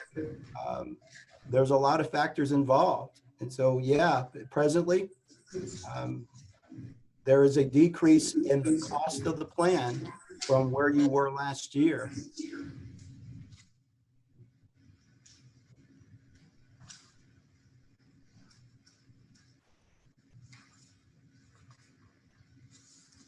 I know you guys keep saying COVID this, COVID that, but you know, the very first day, City Manager Peter Zanoni came in and he said, don't worry about COVID. If it wasn't COVID, it'd be something else. You know, whether it's a hurricane or a tornado or, you know, whatever. So all I know is that in 2018, our rates didn't go up. In 2019, our rates, I'm sorry, in 20, right? It did go up. Our rates didn't go up last year. And we're still putting money back in the fund. That's why when you run the numbers, you come up with a 3% decrease in the premiums that we think should be closer to 8%. I don't understand how you're saying that actually costs you more money. So you I didn't say, Johnny, I didn't say that the plan costs us any more money. In fact, the numbers are before you that we're presenting a renewal rate lower than what we did last year. That's exactly what I stated. What I am saying though is that the plan itself is extremely rich as it is, and you have to factor the cost of that plan, the way it's designed, into the program. And what we presented with a different plan design would even lower from where your renewal rates are. So what we're countering with a lower plan design cost than what your renewal, even though your renewal is lower. It would even be. And that's on the back of the employee. We understand that, Ramon. We understand that 100%, I promise you. Right? We appreciate what you guys have put on the table. We really do. We've looked at it. It's just not something we can take to our members. There's so many different unknowns. You know, we haven't even talked about hardly anything else. You know, we want to get insurance out of the way, and I know that it's important to you guys. You know that it's important to us. It's important to all of us. But you are saying that doing the formula, which I'm assuming you did, that it's a 3% reduction in premiums. Is that correct? Yes, sir. That's the numbers that was presented. By the formula, yeah, by the formula in the contract, it's a 3% reduction in premiums. We're asking you to go out on a limb with us. It's us too. Another 5%, leave the plan alone. We haven't had a rate increase since 18. We're estimated to put another $440,000 in the fund. That in October, September, that alone is 2%. Taking out GASB, I say it's probably another, I don't know what it is, 1%, 2%, 3%, I don't know. Hey, Johnny, here's where you're using your same strategy, your same context, and the 3%. What we're offering today with the dual option plan gives you that same 3% in your PPO, the exact same 3%, and with the dual option offers you a 34% decrease in premium for a high deductible plan. And what we're offering you today offers a 3% decrease in your retirees, which does not do the same for your retirees and your renewal option. It's zero. It doesn't change at all. And then with the 18%, if your retirees move to the high deductible plan. So I don't understand when you're saying that go out on a limb for 5% when we're offering you an opportunity to stay with your 3% that you're getting right now on your renewal and an additional 34% on a high deductible.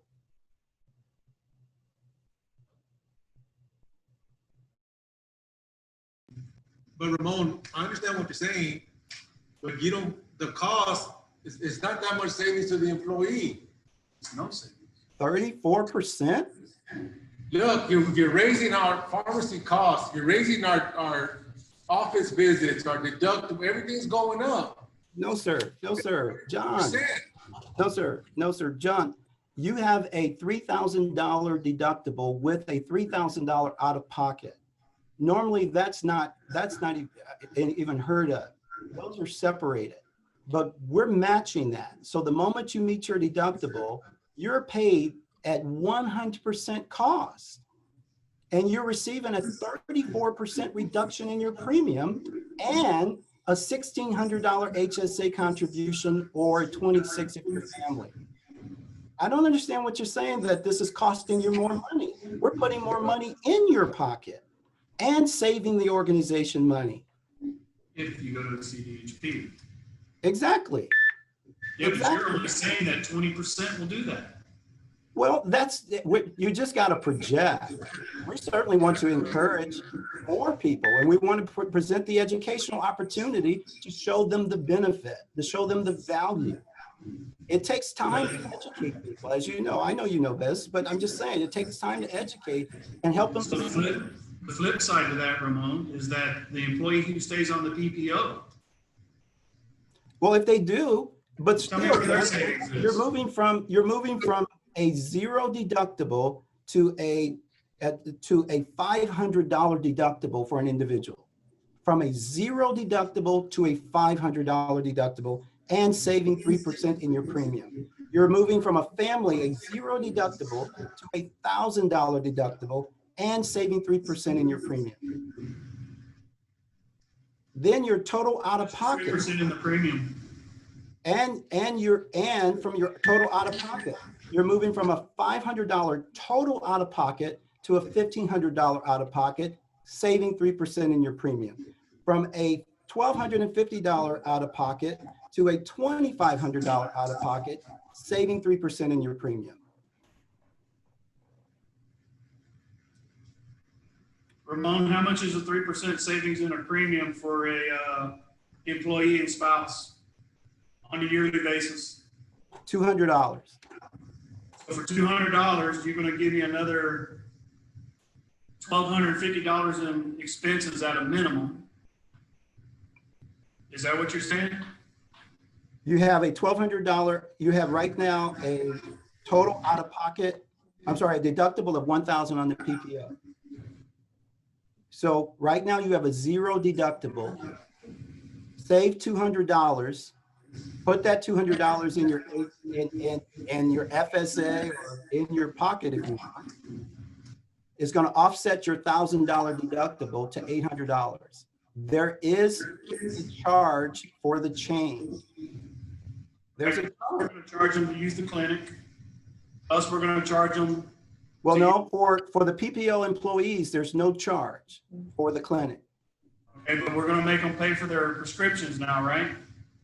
Well, that's a part of the process anyway. Yeah, Right. that doesn't change. What? That doesn't change. They already pay prescription, but you. Okay, 0, 10, and 20. Well, again, but Johnny, I'm using your numbers. This is what you presented us. You wanted to pay for premiums for pharmacy. So it is. No, that's a benefit design we want at a specified premium. Yes, sir. Well, we're saying that we can't do that additional $324,000 premium adjustment that you're looking for. And again, that's and we're saying that our members can absorb another $800 in cost per year. Right? I'm saying, and then let's move you over to the high deductible plan and save $3,400 out of pocket. Then you're saving over $2,000 for that spouse and for the spouse and employee. But they have a $6,000 out of pocket. and you have a $2,600 HSA that brings that down, with the $2,000 savings in your premium, you're only talking a $2,000 difference. Right. I think the actual number is around 15, 12 or something like that. But Johnny, you're saying, we're not, they can't afford another $800 out of their pocket. Y'all said it from the beginning, the last few contracts, y'all had to buy this insurance plan. You foregoed a lot of different increases, a lot of things that stayed stagnant because you had to keep buying this insurance plan. And that's about where we're at here again, right? Or if you're able to make this change to what we've proposed, we can put more money back in y'all's pocket in other ways, whether it's longevity, possibly in base wages.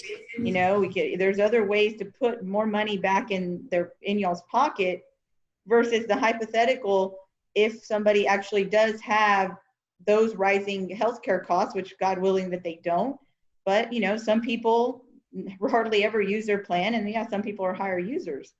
But if the complaint was we've always had to buy our health insurance plan and we've never got to touch anything else, well, this would be an option to be able to touch other areas of the contract, put money back in y'all's pockets immediately, and you could use some of that to potentially, if you do have to spend those additional healthcare costs. Still think you're in the green there. How much money? How much money would you put back in their pocket? Well, I mean, it depends what you want to touch. Something like longevity, that touches every single person. So we know that any increases there can add up very quickly. Same thing with wages. It depends which areas you want to focus on. Longevity has seemed to be a priority. You threw out $15, I think, at the last one that we had. We're at 10. There's I think there's a possibility we can make that happen. I don't think there'd be a touch for anything else, but that could probably happen. And that's right away. That is, that change happens immediately. I could do, use an example, That's extra hundreds for some people in their paycheck right away based upon their years of service. Obviously, the more years of service you have, the better, but just use a 10-year guy as an average. It's a good chunk of change.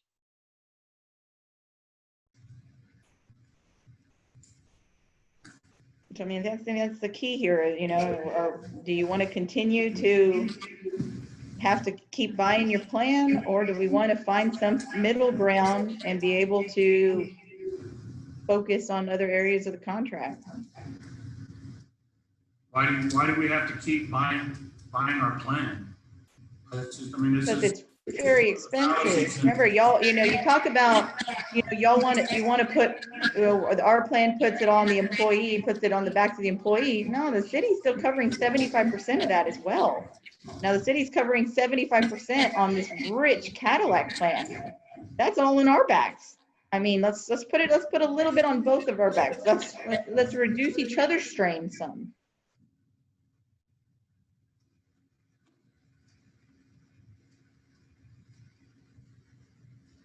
I'm sorry, you said let's reduce what? Let's reduce the back strain for both of us. That's what we're trying to do. We were trying to do that too, and you guys wouldn't come to our way of thinking.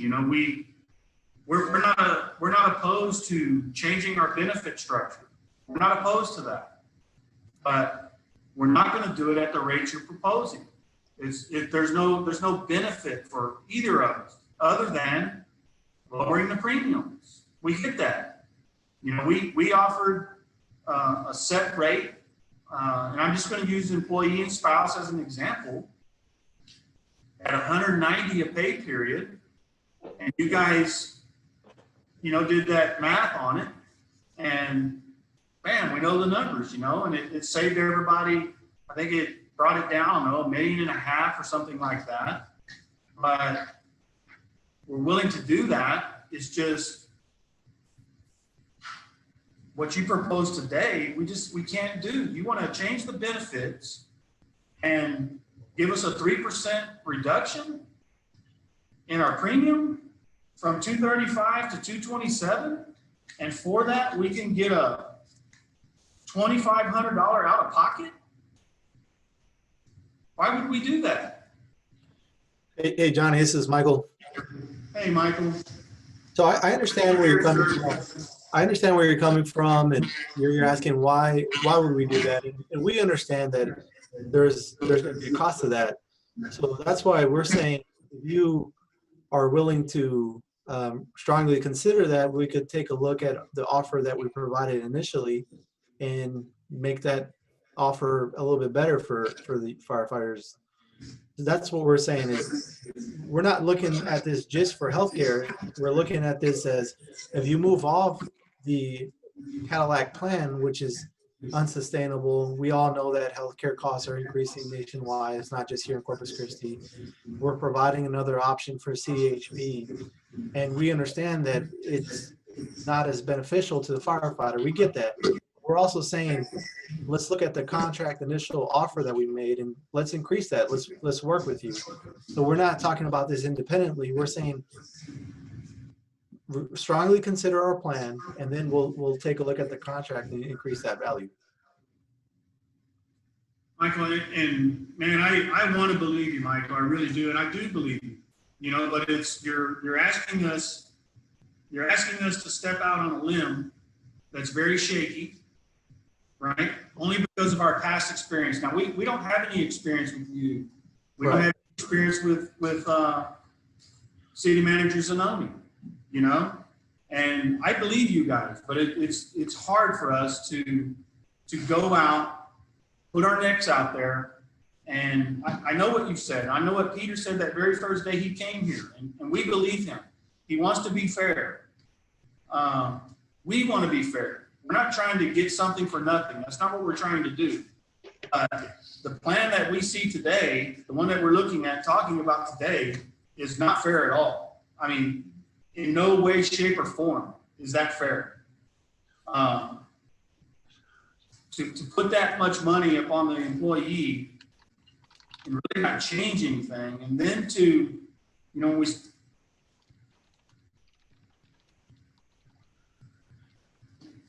So Johnny, if I may step in. So, Okay. yes, I agree with you. When you look at just the healthcare and you look at the plan you have now and the plan we are proposing, there's a big difference. We get that. We understand that. We were not trying to say that. We're saying they are different. What I'm trying to say is don't look at healthcare in a box.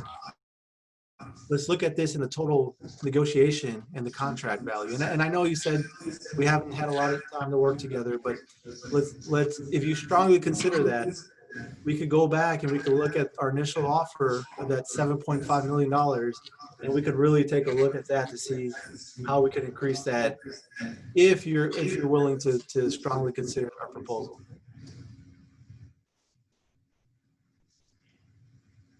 give me a minute, Lillian. Johnny, okay. Oh, okay. go ahead. Go ahead.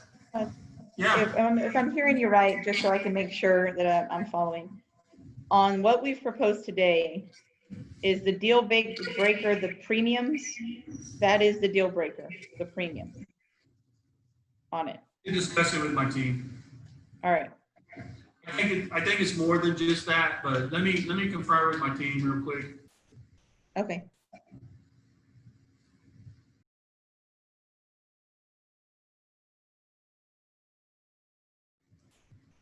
Hey, Lily, are you there?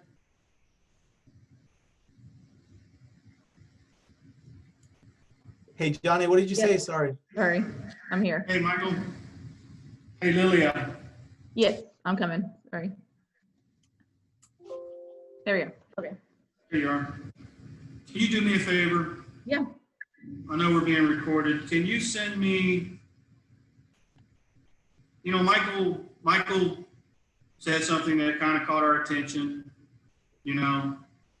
Can you send me your number 5 proposal, fire dual medical insurance plan? I don't have a complete, and if I do, I can't find it. Would you send me that? You mean like the Excel chart, not what we've put into the, plan design, that stuff, the number 5 on that. Yeah, it actually has the plan design in it. Okay, yeah, I'm missing the other pages. okay. Can you say, and that's basically H&I, right? Ramon, you have that easily accessible? You could Yes, email that to Johnny? yes, you're correct, Johnny. And I'll go ahead and forward it to you here. Can you forward me that? Yes, sir. Okay, thank you. Give us a few minutes, Lilia. Okay. All right.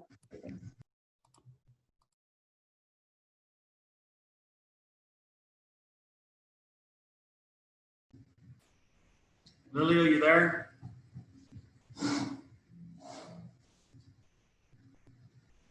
Yes, sorry. Come here.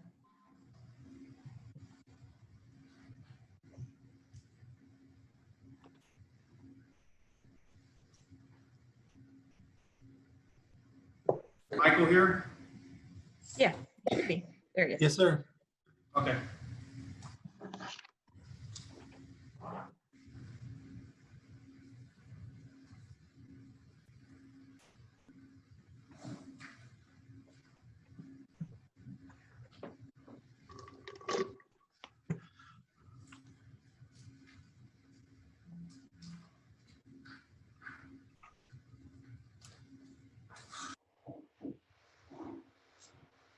All right. We're recording. Yes. So can we talk to you about number 5, which I think was H&I?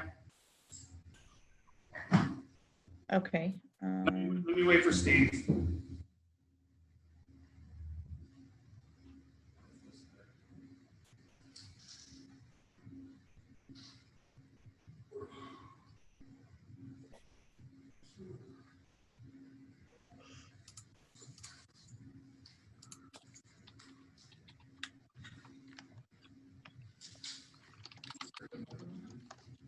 What? So I got you number 5. Okay, I got it. Lilia, so I asked you guys to send me number 5. You know, I think we got it. I don't remember the exact day, but probably, I don't know, middle of June or so, a couple weeks ago. And it's basically what you proposed today, pretty much. Is that right? Yes. I'm sorry. I'm opening up the one that Ramon just sent you just so I can make sure we're looking at the same thing. Yeah, it looks very similar.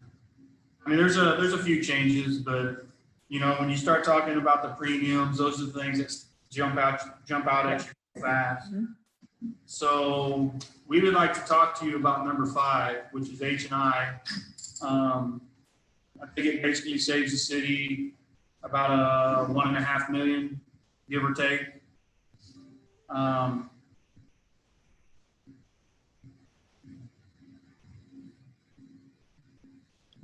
That's not the right one. Sorry. I thought I clicked the right one. Let me look for it.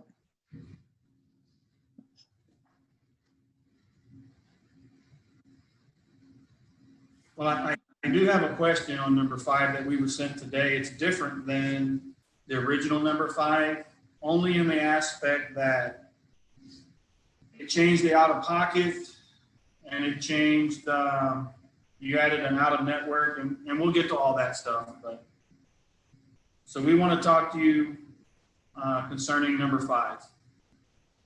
Okay. I'm just going to share it so that everybody can look at what we're looking at. If you don't have it, I can bring it up real quick. Thought I just saved it there, but now I'm not seeing it. Sorry. Yeah, if you have it right there, go ahead and bring it up. For some reason, it didn't pull up.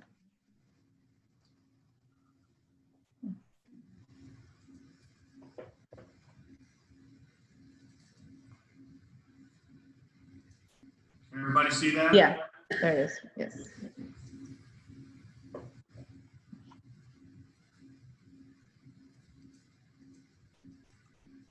So this is the number 5 that was sent to us today.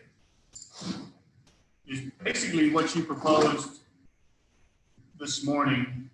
So we want to talk to you about that. Okay.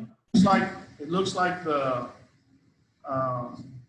premium structure is as it was on June the 16th when it was first proposed. The deductible is the same, except you added an out-of-network. The out-of-pockets, you changed from $1,200 and $2,400 to $1,500 and $2,500. And then from there down, as far as the PPO is concerned, it's pretty much the way it was on the 16th. Let me figure out where I'm at, right there. So that's pretty much the same. So working off of this proposal,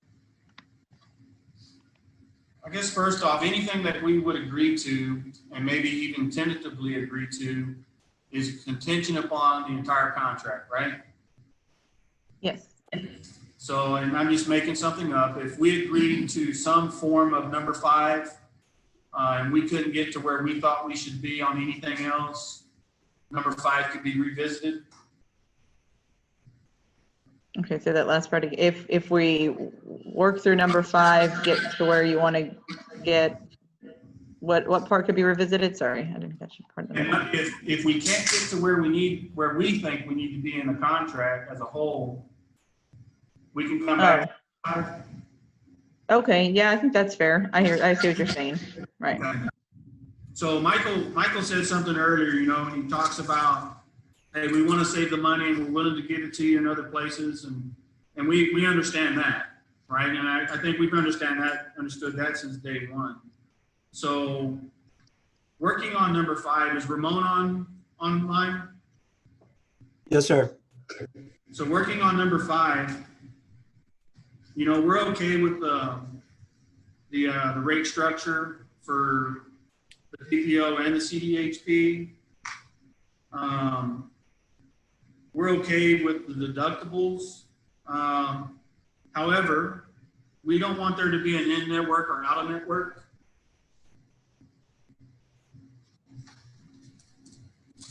HSA contribution, we're okay with your HSA contribution. We think that the employee or the family contributions should be a little bit more, but we'll go with what you have here. And then in the out-of-pocket, we'd ask you guys to go back to, again, there's no in-network or out-of-network, but go back to the 1,224 that was in your initial number 5.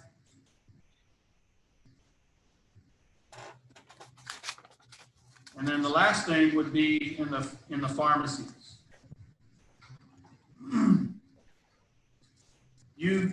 I think in both instances, you proposed a 10, 30, 60, and 100.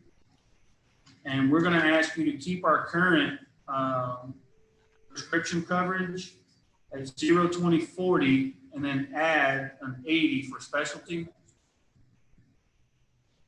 And then in the maintenance order, basically the same thing. It would be 0, 20, 40, and 160.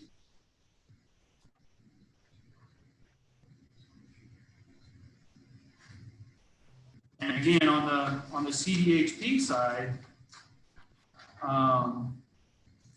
you know, there are some things that y'all changed from the original number 5.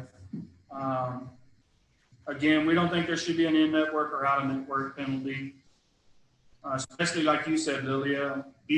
Blue Cross Blue Shield treats it all as in-network anyway.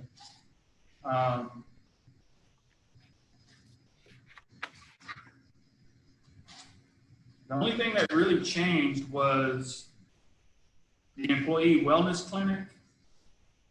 Y'all initially proposed a 0, and although you said that IRS regulations, you have to charge a reasonable fee, and you guys have put it at 20 plus 15, right? Yes.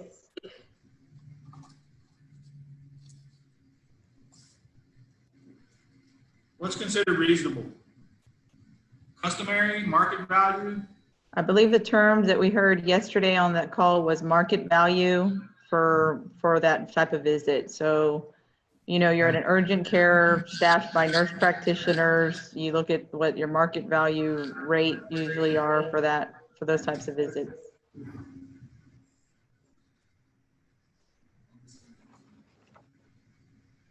Okay. The wellness clinic isn't an urgent care, right? Oh, no, it's not, I guess not an urgent care, no. Urgent care, no. It's just Yeah, I a, shouldn't have said urgent care, sorry. No. I'm trying to go through it in my head Okay. and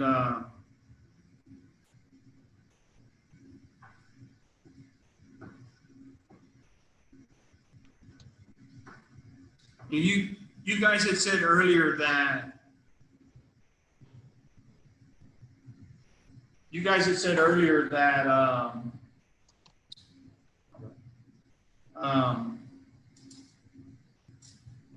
those on the CDHP, the plan pays for the clinic, right? Their money is part of the plan. We would view that as they're already paying for the clinic in some form or fashion. And maybe, maybe they need to pay something. Maybe it's $5 and $5 or something like that. It's not an urgent care. It's not a minor emergency. It's a clinic. You got a cold or you got back pain or, something simple like that.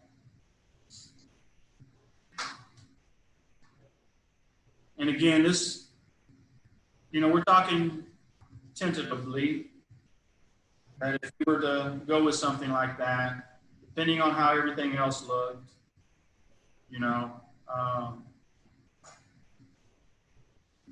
maybe we can talk about it then. But what do you think about that? So, Ramon, I don't know, can you address the out-of-network stuff? I mean, what, is there? I'm glad to. I certainly understand the Corpus Christi surrounding areas that won't be a problem, but you have to take into account that some of your employees will travel outside of the city, outside of the state, outside of the country, and there are going to be moments when they're having services provided that are not a part of the Blue Cross Blue Shield network. And those prices won't have the levels of negotiation attached to them. If that occurs, there's going to be a larger expense. And that's why the out-of-network is always there, because they're not a part of your in-network charges. That's pretty customary. I would hate to have that as a sticking point to say it's got to be removed, because that's more likely not likely. But the frequency of something like that happening is extremely rare. Yeah, I wouldn't. Yeah, I would agree with that, but that's the whole point, though. You got to have it covered for those rare occasions that it might happen. Now, please understand that under normal cases, if it's an emergency, that they're out in an out-of-network environment, those don't count. Emergencies don't count. This is a selective. The employee's making a choice to use an out-of-network provider. And so by making that choice, you're costing the plan more money. Therefore, the plan adjusts pricing accordingly. Yeah, I mean, we understand that. We're not talking about someone who has a car accident in Wyoming or anything like that. We're talking about someone who stumps their toe and goes to the hospital in Wyoming.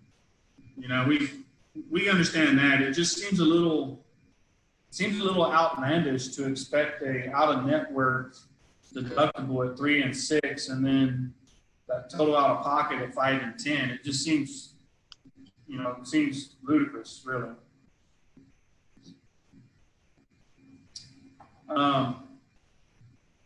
And on the rare occasion that would even happen, I don't think it saves the plan that much money. I mean, what are we talking about?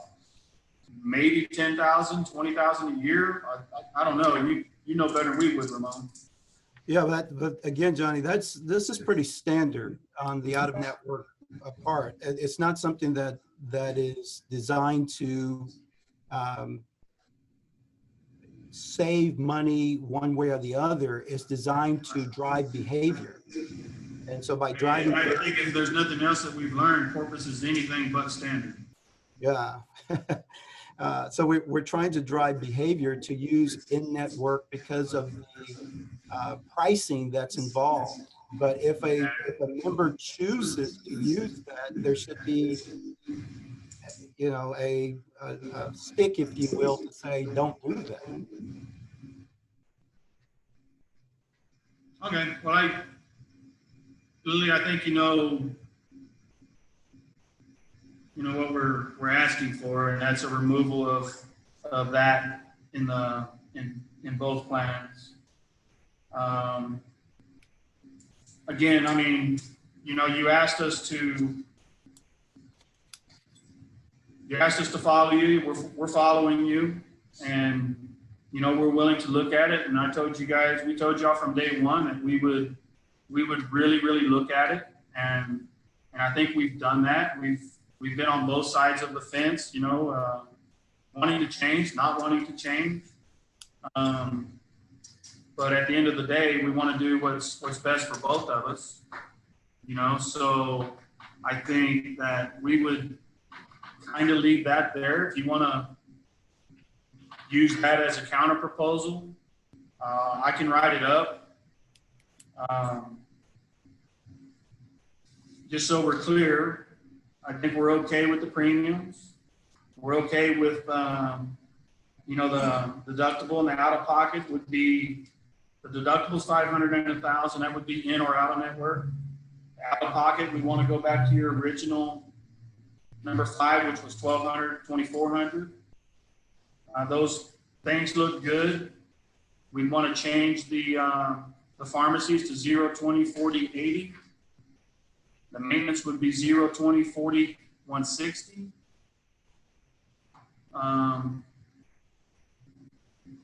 On the CDHP, we're okay with your HSA. Again, same thing on the in or out, in network. It's 3,000, 6,000. We're okay with, we'd ask you to consider the employee wellness clinic at 5 and 5. And then on this, I think we're actually okay with your pharmacy. Anybody on the CDHP? It looks good to us that way, considering what we're doing on the PPO. And that's it.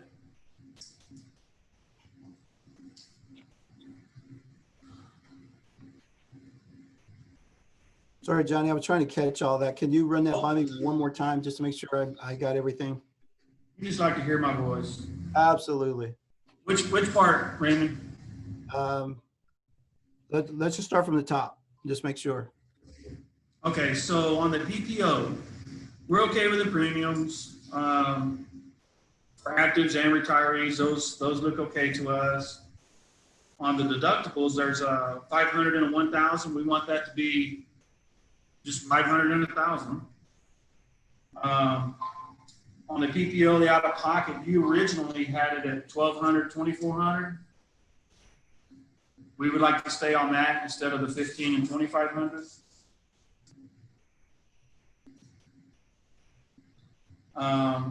The benefits look fine on the PPO side.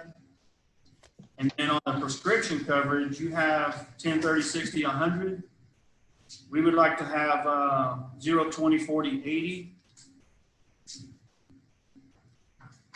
And then on the maintenance order, we would like to have 0, 20, 40, 160.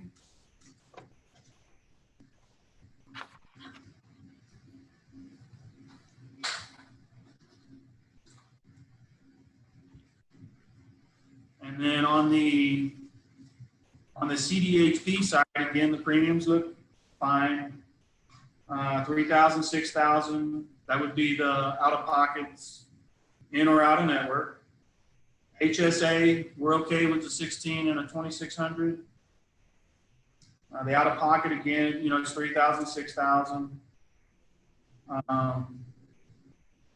The services looks fine except for the employee wellness clinic. We would ask you to consider a 5, 5, and 5.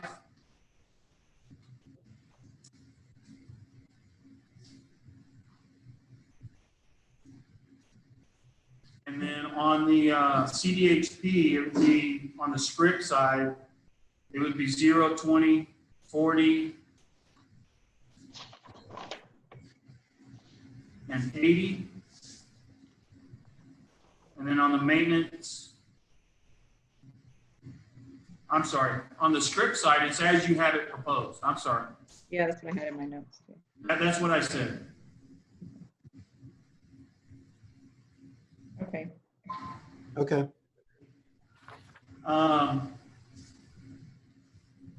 Michael, you on the line? Yes, sir. So one thing we wanted to talk to you about too, just wanted to make sure that you're listening, is that, you know, on the HSA the other day, we talked about, I asked a question about front loading the HSA. I think I had said initially 3 years. I don't think you can do 3 years because it puts you outside the code. I would ask you to front load the HSA on the CDHP 2 times in the first year, and I ask you to do it with task money. That's money that council, by its own admission, has said that can be used for one-time costs. We're asking for it one time to front load that HSA and take a little bit of that burden off the employee on what they're going to take on the backside, you know, through extra costs. And that would just be in the first year, just as an example, family HSA, instead of getting $2,600, they would get $5,200 in the first year. And we're asking you to take that out of task money. You familiar with task?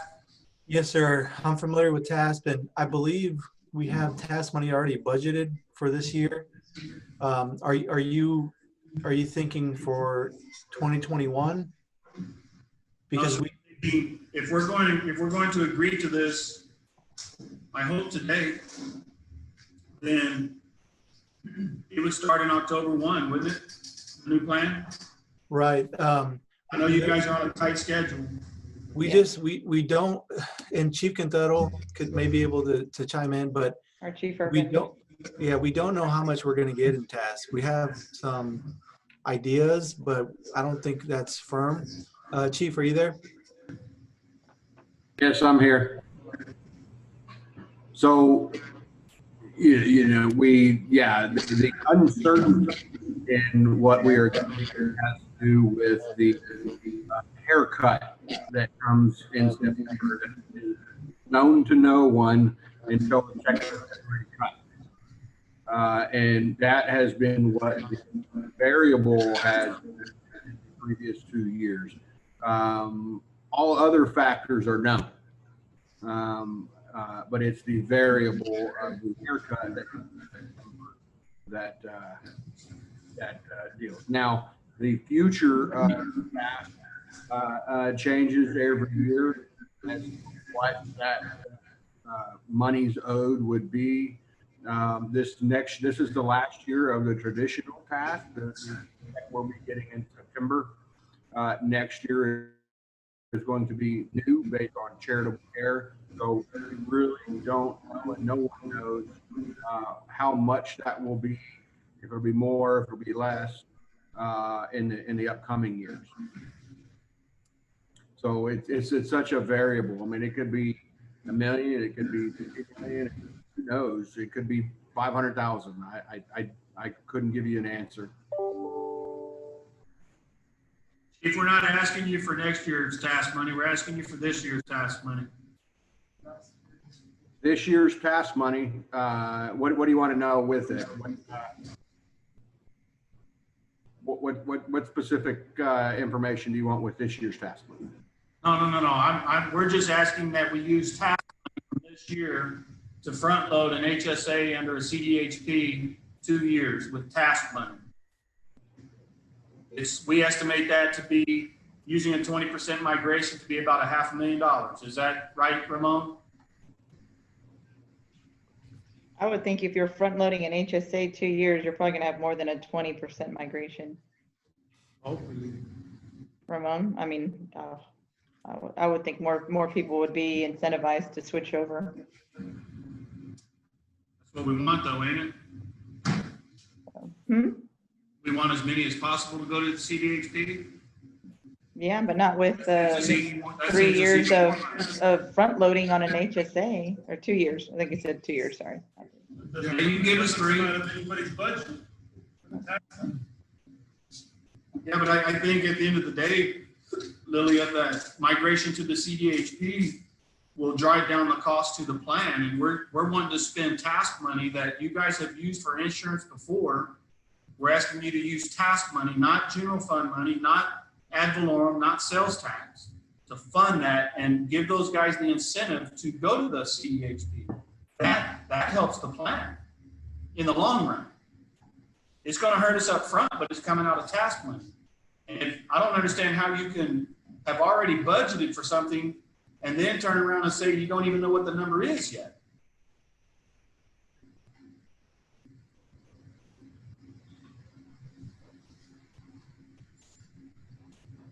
Richie, you might have to answer on what was budgeted on this year. I can. Yeah, I can answer that. I believe I can answer that one. So most budgets, actually all budgets are based on projections and expectations, including tasks. The issue, in fact, to paint a picture that would be worrisome to me that Kenny described was going to last year. We were extraordinarily under, the reimbursement we received was extraordinarily below what the expectation was. And the monies that you stated that were to be moved to cover some of those premium costs couldn't even satisfy that need. So the expectation of being able to cover this need in the future, that'd be difficult to predict. Yeah, you're right. It might very well come through and hit a home run, but to Kenny's point, and knowing some of the obstacles that stand between now and when that determination is made, yeah, that'd be impossible to predict. So that's where the number comes from. It's based on an expectation on previous year's performance. And we know that last year's was, Kenny said, was horrible.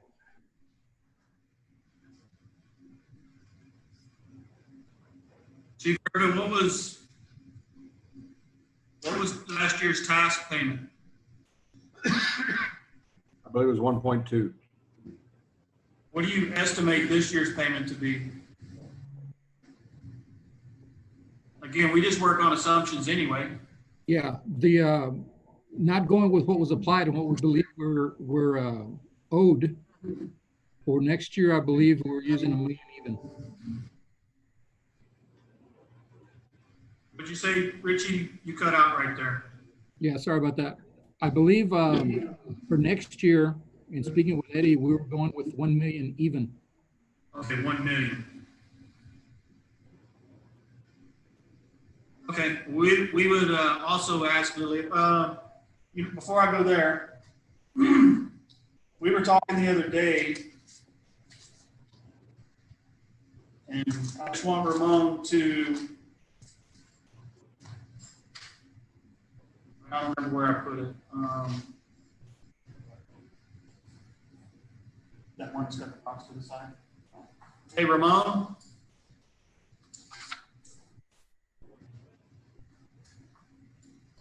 Yes, sir. On that 5608 liability employee benefits fire, that September 30th net position number. Yes, sir. At the bottom, we were talking about that 691,000 and then 296,000 Yes, sir. unrestricted. I guess, splitting that up between the two people. Mm-hmm. We talked about that, right? Yes, sir, we did. And we talked about ways that we could spend that, not necessarily give it to any one person, but use it somewhere for insurance. Is that what we talked about the other day? I believe your memory is correct. So Lily, I would think that at a minimum, excuse me, so we could we could use that money as well to help maybe fund an HSA, you know, 2 times in the first year or something like that. We want to be flexible, and we're just asking. Okay. Okay.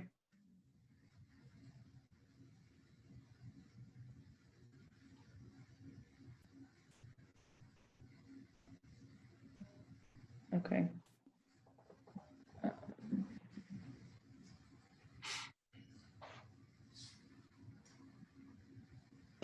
Is that everything as far as changes to what we've proposed on there that you're suggesting? I just want to make sure, because I think we'd like to caucus and see if we can run some of this and have a better idea of what it looks like. Let me talk to my team real quick. Okay.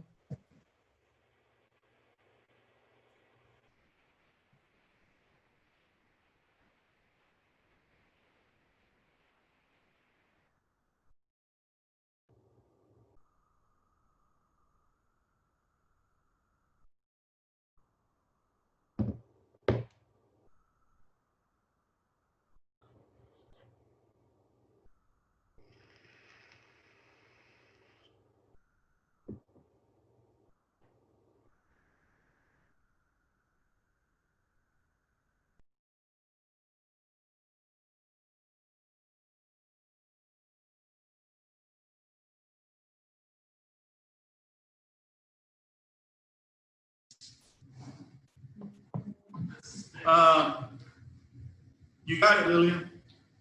Okay, if you'll just, I'll let you know, give us just a little bit. We're gonna Okay. run some of this and we'll get right back to you.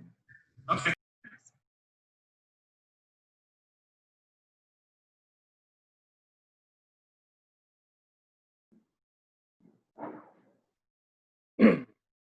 I don't know if they moved to a breakout room or if they got off the call. You might want to give them a. Okay, I'll text them.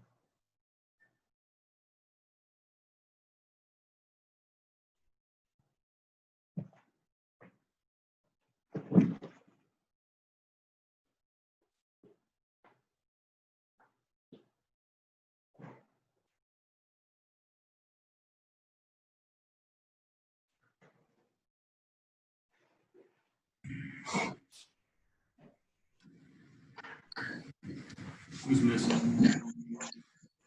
Someone's missing. Yvonne? Ramon? No, One of the Traces. yeah. Hey, sorry. Okay. Is everyone from my end back? Are y'all all there? Somebody just, Ramon, are you there? I guess in particular, Michael, are y'all there? Yes, I'm here. Okay. Yes, I'm here. Okay. All right, Johnny. I want to start off with saying that, well, one, we appreciate you working with us on this, and I could tell this, I know this wasn't easy to move this far. So we really do appreciate that. We are actually still waiting on our consultants to finalize our numbers to run it.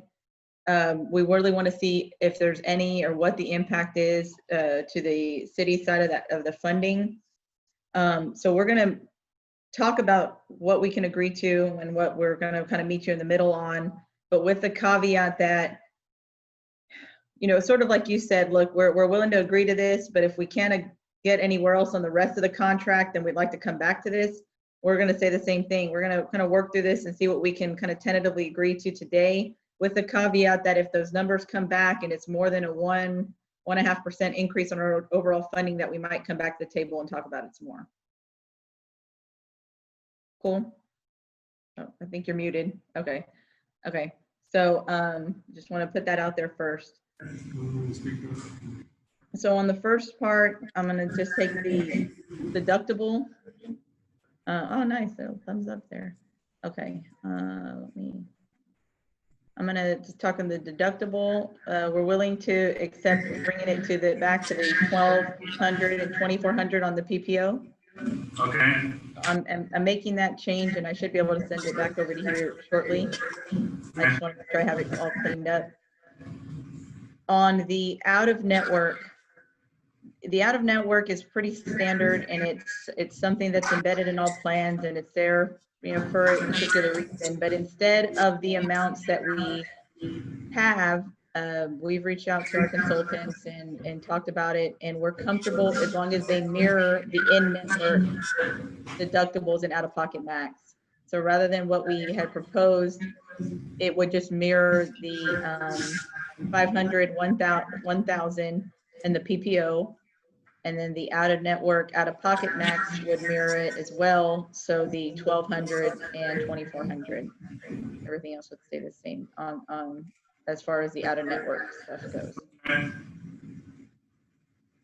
On the copay, the prescription costs, we'll agree to go back to the numbers that you suggested here, except for on the generics. We're asking that stays at the 10 for retail prescriptions and at the 20 for the mail order on generics.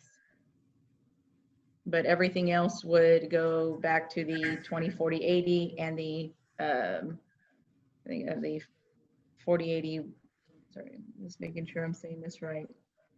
40, 80, 160.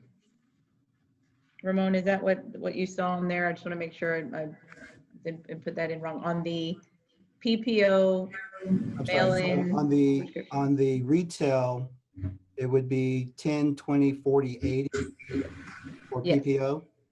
And on the mail order, it would be 20, 40, 80, 160. Okay, yeah, that's what I have, 20, 40, 80, 160. Okay, so let's see, those two. Hey, Lilia. Yes.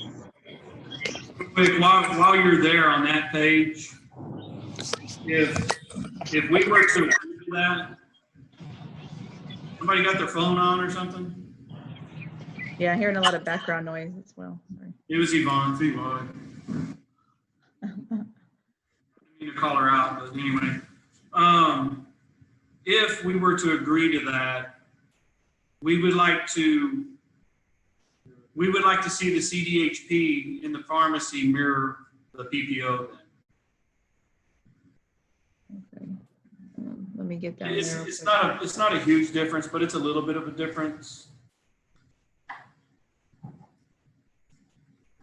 Yeah, just to make sure I understand, Johnny, then The pharmacy plans in both the CDHP and the PPO would be identical.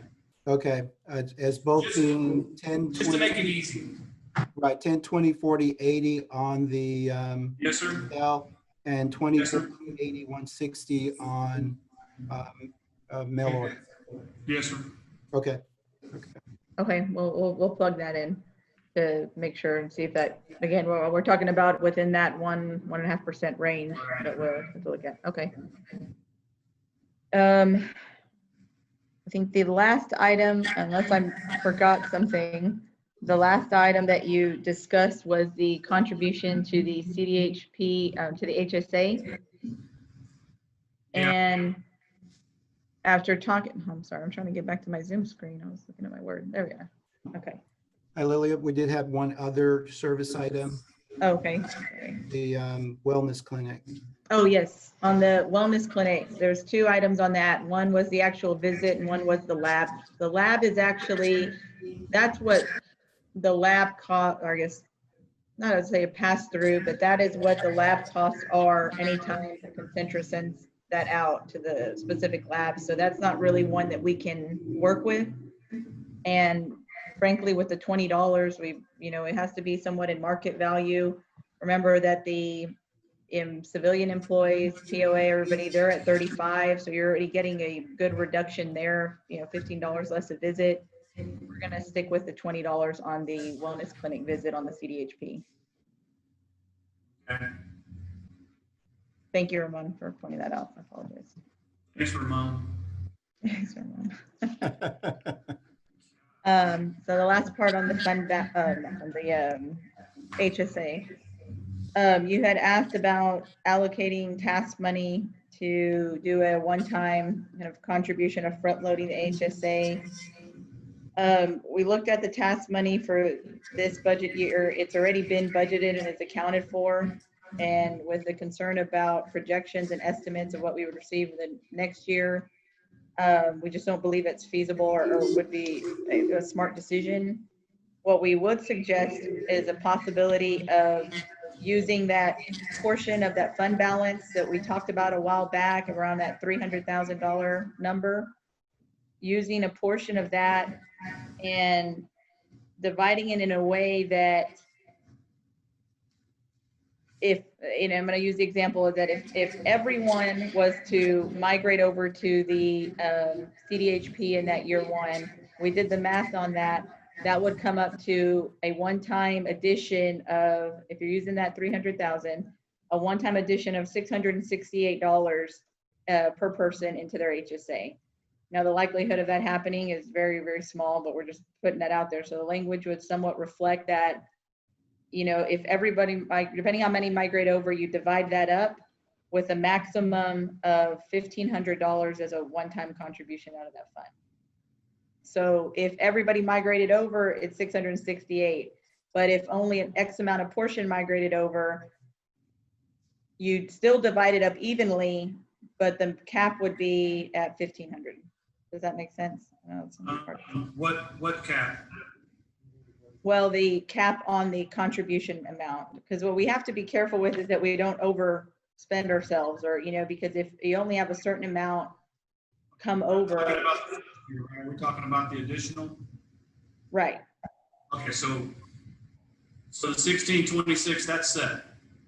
1626, that's set. That's the city's contribution each year. Okay, so we're talking about if we were going to front load it above the 16 and 26, that would be divided equally to a cap of 1,500? Yes. Okay. Yeah, and like I said, we just took if everybody 100% migrated over, what would that look like? That would be $668 a person in there, additional. Okay, and is that portion of the fund balance ours or yours? That's y'all's. That's that $300,000 that we discussed a week or so ago. Okay, I just have go ahead. No, actually, I think that's it on my end. So. Okay, so you didn't, and I think I know why, we didn't touch the out of network on CDHP, right? Because. Oh, no, actually, no, I got ahead of myself. On the out of network, we did the same thing where what we did with the PPO, we mirrored the deductible and out of pocket costs, which are actually the same on the CDHP. So 3,000 and 6,000. We would just mirror the in-network deductibles would mirror to the out-of-network. Okay, so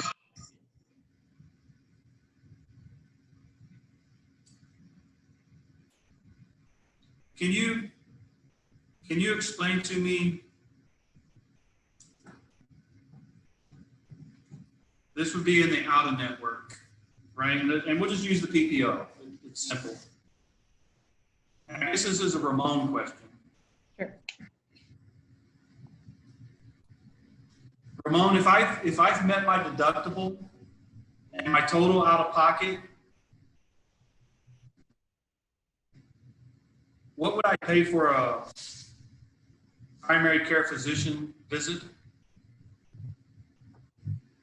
Are we referring to the in-network or out-of-network? Out-of-network.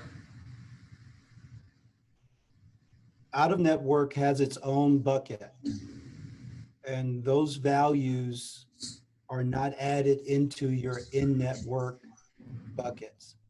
So if I go to a provider that's out of network and we have a $500 deductible, that $500 is the out-of-network deductible. It does not add to my in-network deductible. It's got its own standalone buckets. Okay.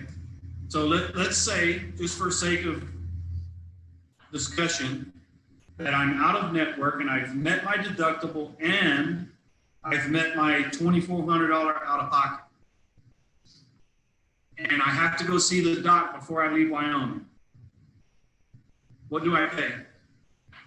If you're out of network, you pay if you haven't, say this is your first out of network visit, then you would have to meet your $500 individual deductible or $1,000 family deductible for your out of network, since we're mirror imaging that. Okay, let's say that I've already met those. Mhm. Then you would have to go to your total out of pocket. Let's say that I've already spent $2,400. Then at that point, you would go down to your deductible, then 30%. So if the bill's $100, I pay $30? If you've met all of your out of pockets for out of network, then yes, sir.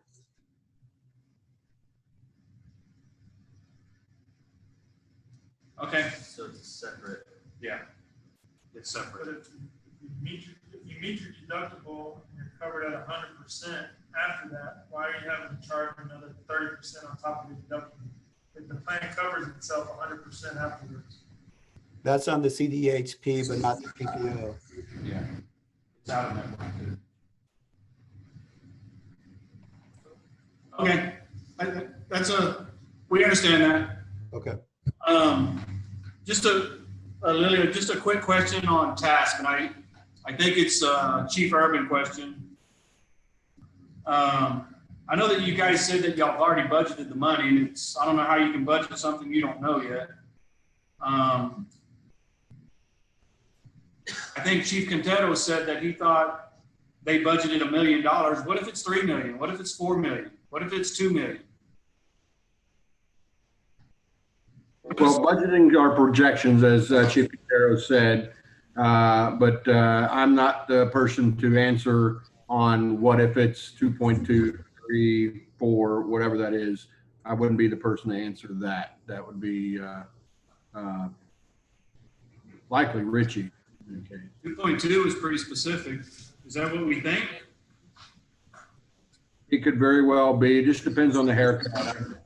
There's no telling. I can't guarantee anything with that. Lilia, is it possible? I mean, this isn't something we're going to know until January or February, I think.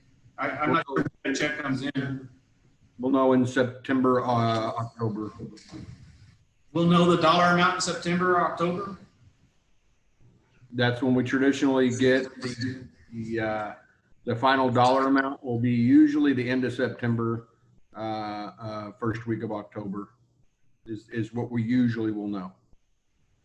Lilia, could we propose that concerning the task, that if it was more than the $1 million you've budgeted, that money would come out of task instead of the fund balance? Our portion of the fund balance?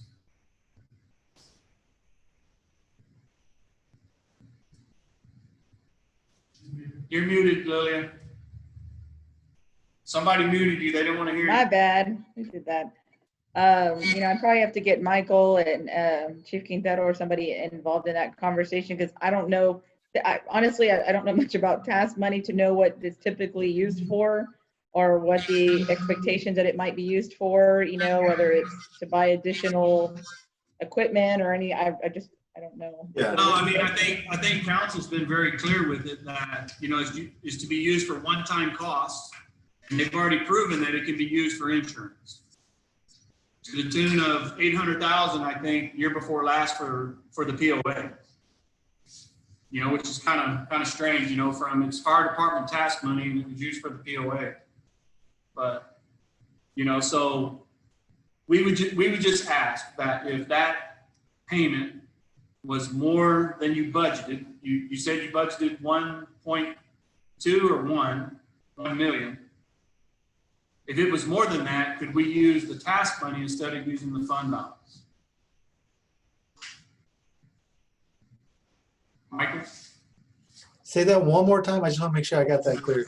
So we're pretty confident that council has shown, and you guys have done, you have used task money in the past for one-time costs. Right. and for insurance specifically. And I'm not. Johnny, was that because we were under? Was their utilization higher than projected? I really don't know much about that, so I'm just curious. What happened there? I honestly do not remember, Lilia. Oh, okay. I honestly don't. I think it was, I might be wrong, but I think that year they did that, I think the cops were staring at a 43% rate increase. And instead of putting that on the backs of the cops and the city for that matter, that money came from task. Okay. Chief Urban or Chief Quintero might know a little bit more than I do about it. I'm just curious for my own. But I know it was used for insurance. Anyway, Okay. asking Michael is, you guys budgeted $1 million of they've already budgeted task money for whatever you're going to use it for. If it's more than $1 million, more than you budgeted, we would ask that, could we use that task money to make up that double payment to the HSA? And you'll know that answer in September. So Johnny, when they use the $800,000 for POA, I don't believe I was here, but most recently when we had our budget discussion for fiscal year 2020, our anticipation was to collect about $2 million. And we were anticipating on using some of those funds to buy some medic units. And the funding came in well below the $2 million. So we weren't able to buy the medic units. I think that was the type of conversation we were having on utilizing the task money. Now, moving forward, if we receive more funding than budgeted or forecasted, then that's something that we would have to discuss. I think, obviously there's a lot of need out there, and for a one-time expense, I think, there's a couple more medic units that the department's requesting, and we don't have funding, so we're trying to look at other ways to utilize the funding.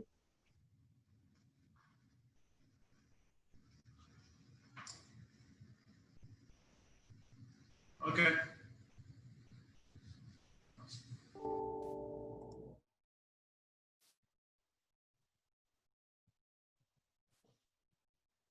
Okay, thank you, Michael.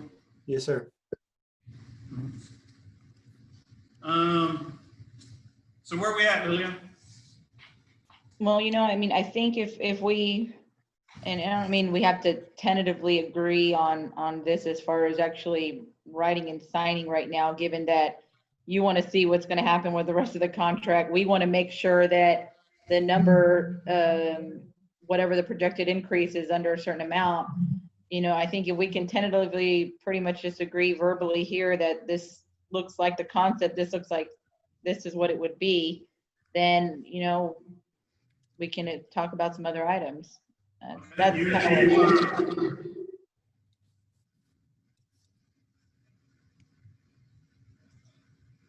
You've got our attention. okay. I mean, I know you guys got to talk to IPS, or I guess it's IPS. We'll get that pretty quickly. I think probably hopefully even by tomorrow we'll have all that squared away. So Okay, I think you have our attention with it. Okay. Nothing really jumps out as, oh my God, you guys y'all came a long way and we came a long way. I agree. I look at it. So,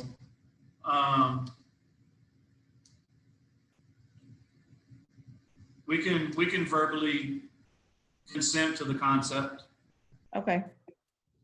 Yeah.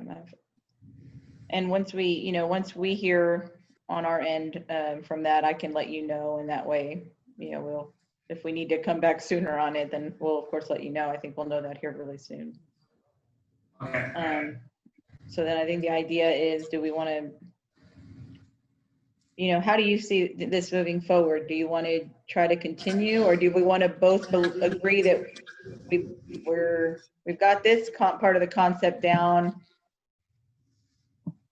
Why don't we see what we can package with the rest and see what each side brings, and get creative, or do you want to just kind of go back and forth one-on-one? I mean, how do you see it? I think we're either way. It's how do you want to see it go? Do you want to? I think package is always better. It just gives you a bigger picture and makes, to me, less work of versus if you go far on one end and then something else comes in, now I got to backtrack on this end. And I personally like seeing it all together. You know what we have on the table right now. You know, we can work from there. I think I sent you that spreadsheet, and if you need it again, I'll send it to you again. That would be my preference, but I'm open. Okay. And then on our end, moving forward on that, I would definitely need Eddie. So yeah, for sure. Is there a few things that we can talk about that have? I'm not going to say they don't have any monetary impact, because they do, like military. Yeah, so on military time, you know, I remember I told you I asked Eddie to revisit that, and because, you know, I thought you had proposed 360 hours, and Eddie, when he costed that out, had the total over the 4-year contract of 282,000. I wanted him to look at that and just double check. And, you know, the way that he actually, and I know he's not on here, but I did have a conversation with him about it. I think I can explain it. The way that he actually costed it out, it makes sense. So he took the guys that took military time last year, that had their military time. He averaged their wages, you know, so he got an average there, and then just increased the hours to, you know, 360, which is another, I think it was double, right, from what it was, I think. Right. Yeah. And that's what the number came out to. That was at 70,551 that you'll see in year one and stuff. I don't know how else he really should have done it. You know, he has to anticipate that those guys would possibly take the full amount that next year. I know they couldn't, but when we budget that and cost that out, we estimate as if they did. So he took the average and then went from there. So. Okay, yeah, and I think the only question we had was, you know, and I'm sure he did this. Did he back out the first 15 days that's already there? Yes. Yeah, this was it. He just added, all he did was what was already there, added the additional 15 to it. Okay. And that's worst case, right? Yes, that 282 is. I don't remember how many guys it is. I'm going to say 20 guys. If 20 guys, I think we estimated 15 when he did 15? His calculation. Okay. So, you know, that we have not countered that or brought anything on, because my point of it was to tell you that that's the number, and it just depends how much you want to allocate onto the contract, because right now it looks like 282, 203. Based on that. 282, 203? Yes, that's reflected in the economic proposals that Eddie costed out. Okay. You know, there's another issue we've been talking about, and it's that 40-hour accrual. I know you've been working on it. Yes. Are we going to have to absorb that in the contract as well? Although I am going to add it in. You know, I came across this just today when I asked you about that holiday pay issue that I had posed to me earlier. And I mean, I really think it's just as much as adding in, you know, if you look at the holiday pay, it actually accounts for the non-operations firefighters on 410 schedules, 10 hours for the holiday overtime rate and holiday pay. I would feel more comfortable just adding that same verbiage in on the sick leave and the vacation accrual, but finance is already implementing that and should have it in place by the time we wrap up here. I'll double check as far as their status. They're already implementing it. I just think moving forward that way, in case, you know, administrations change, people change, everything else, and they start looking at the contract, we just reflect it there. But it really would just be adding in that non-operationals on 410 schedule, you know, 10 hour instead of it falling under the 8. Right, okay. Give me 1 second, okay? Okay.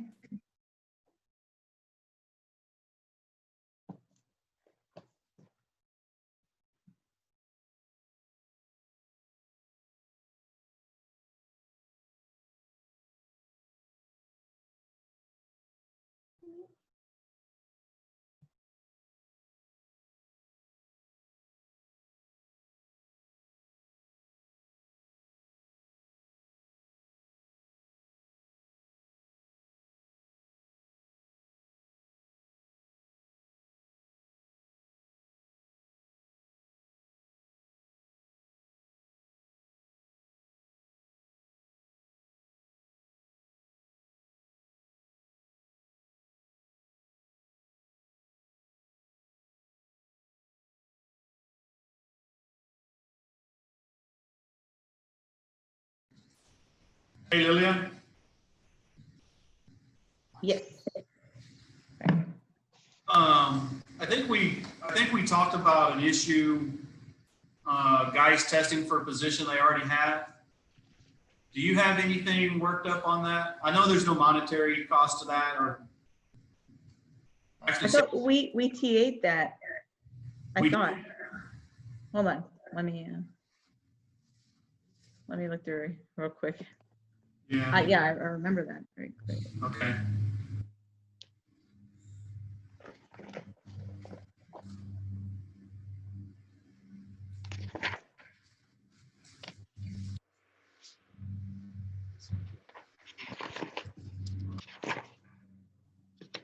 Yeah, I have Article 22, promotions. A firefighter is not eligible to take a promotional exam for a rank/classification that the firefighter currently holds or in a lower rank/classification.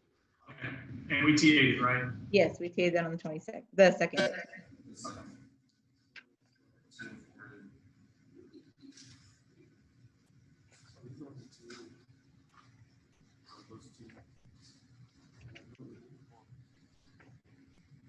Okay. What else can we talk about?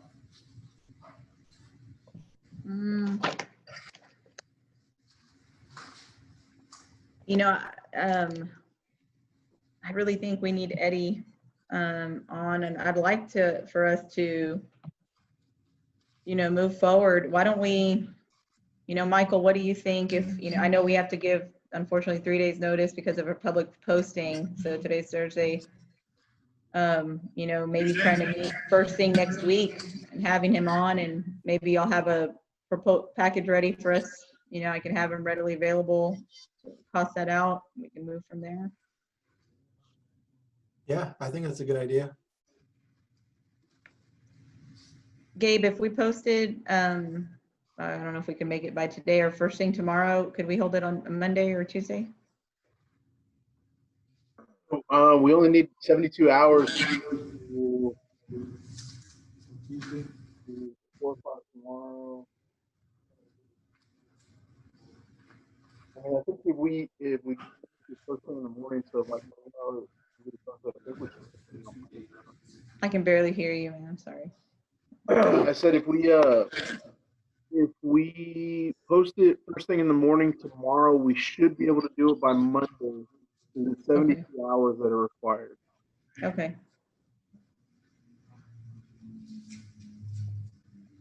I'm ready to say Monday. Monday, Tuesday. Either whatever works for you, Lily. It don't matter. Monday's Okay. even better. Let me, let me check first with Eddie for sure to make sure he'll have the time to actually be on and stay on with us, either Monday or, I would assume Monday would be better than Tuesday for him. So, that's why I was asking about Monday. That way, I'd like to move on this momentum, Yeah, I agree. possible, as quickly as possible. I wish we didn't have to wait that long to post and we could just try to work on it more tomorrow, but, Okay, why don't I, unless you have anything else for today, why don't we wrap that up? Let me get a hold of Eddie, or maybe Michael can get a hold of him. And that way I can see if we can get that pinned down pretty quickly. Okay, what about pinning down our proposal date? Do we need to do that? Do we want to set a timeline? I mean, we can, but Are we still a little too far? I said, you know, as far as new proposals go, you think we're still there? Or I mean, are you talking about Yeah, new proposal. messing around with the existing ones that are already out there? No, I mean, we're supposed to have a timeline when, you know, final exchange of new proposals. You know, I would like to see it by that next meeting, since I think, you know, honestly, Johnny, I think we're really closing in. You know, by that, if we can hold that meeting Monday, I think by that time for sure. Okay, Okay. we don't disagree with you. We just, Yeah, no, I mean, it's nice to know that, hey, next meeting is yeah, the end of the road, you know, for new proposals, so we can work on what we have. okay. You know, that's important. So we're just, next meeting? Yeah, I'm gonna, yeah, next meeting, and I'm hoping that we'll be able to schedule it for Monday. Okay, Hopeful. and you'll let me know? Yeah, I'll let you know here really soon. As soon as we get off, we'll track Eddie down and make sure we can block some hours there. Okay. All right. And you'll let us know as soon as you hear something from IPS? Yes, that as well. I think, Ramon, you think we'll hear something by tomorrow on that, or? Yes, yeah, I hope to have Okay. something later on this evening, and I'll run my numbers along with it. And then, once I do, I'll go ahead and forward that out to everybody. I'll send that to you, Johnny, Michael, Yvonne, and Lilia. Okay, yeah, Thank you, so we'll Ramon. get that to you as soon as. And we're anticipating, you said 1.5%. If it's over that, we're gonna need thought. Was Yeah. that your guidance? Yeah, we'll probably want to revisit. Okay. We're pretty hopeful that it's not, but we're just double checking. Yeah, it shouldn't be, but. Yeah. You never know. Right. The mathematicians get a hold of it. Okay. Michael, do you have something? No, sir. Oh, okay. I think we're good, Lilia. Okay, I'll let you know as soon as, I'm gonna let Michael try to track Eddie down and let you know about Monday for sure. You're very sure. Sounds good. Thank you all. We appreciate all the work today. Thanks, guys. Have a good day. Both Thank ends. you. Appreciate it. Sir.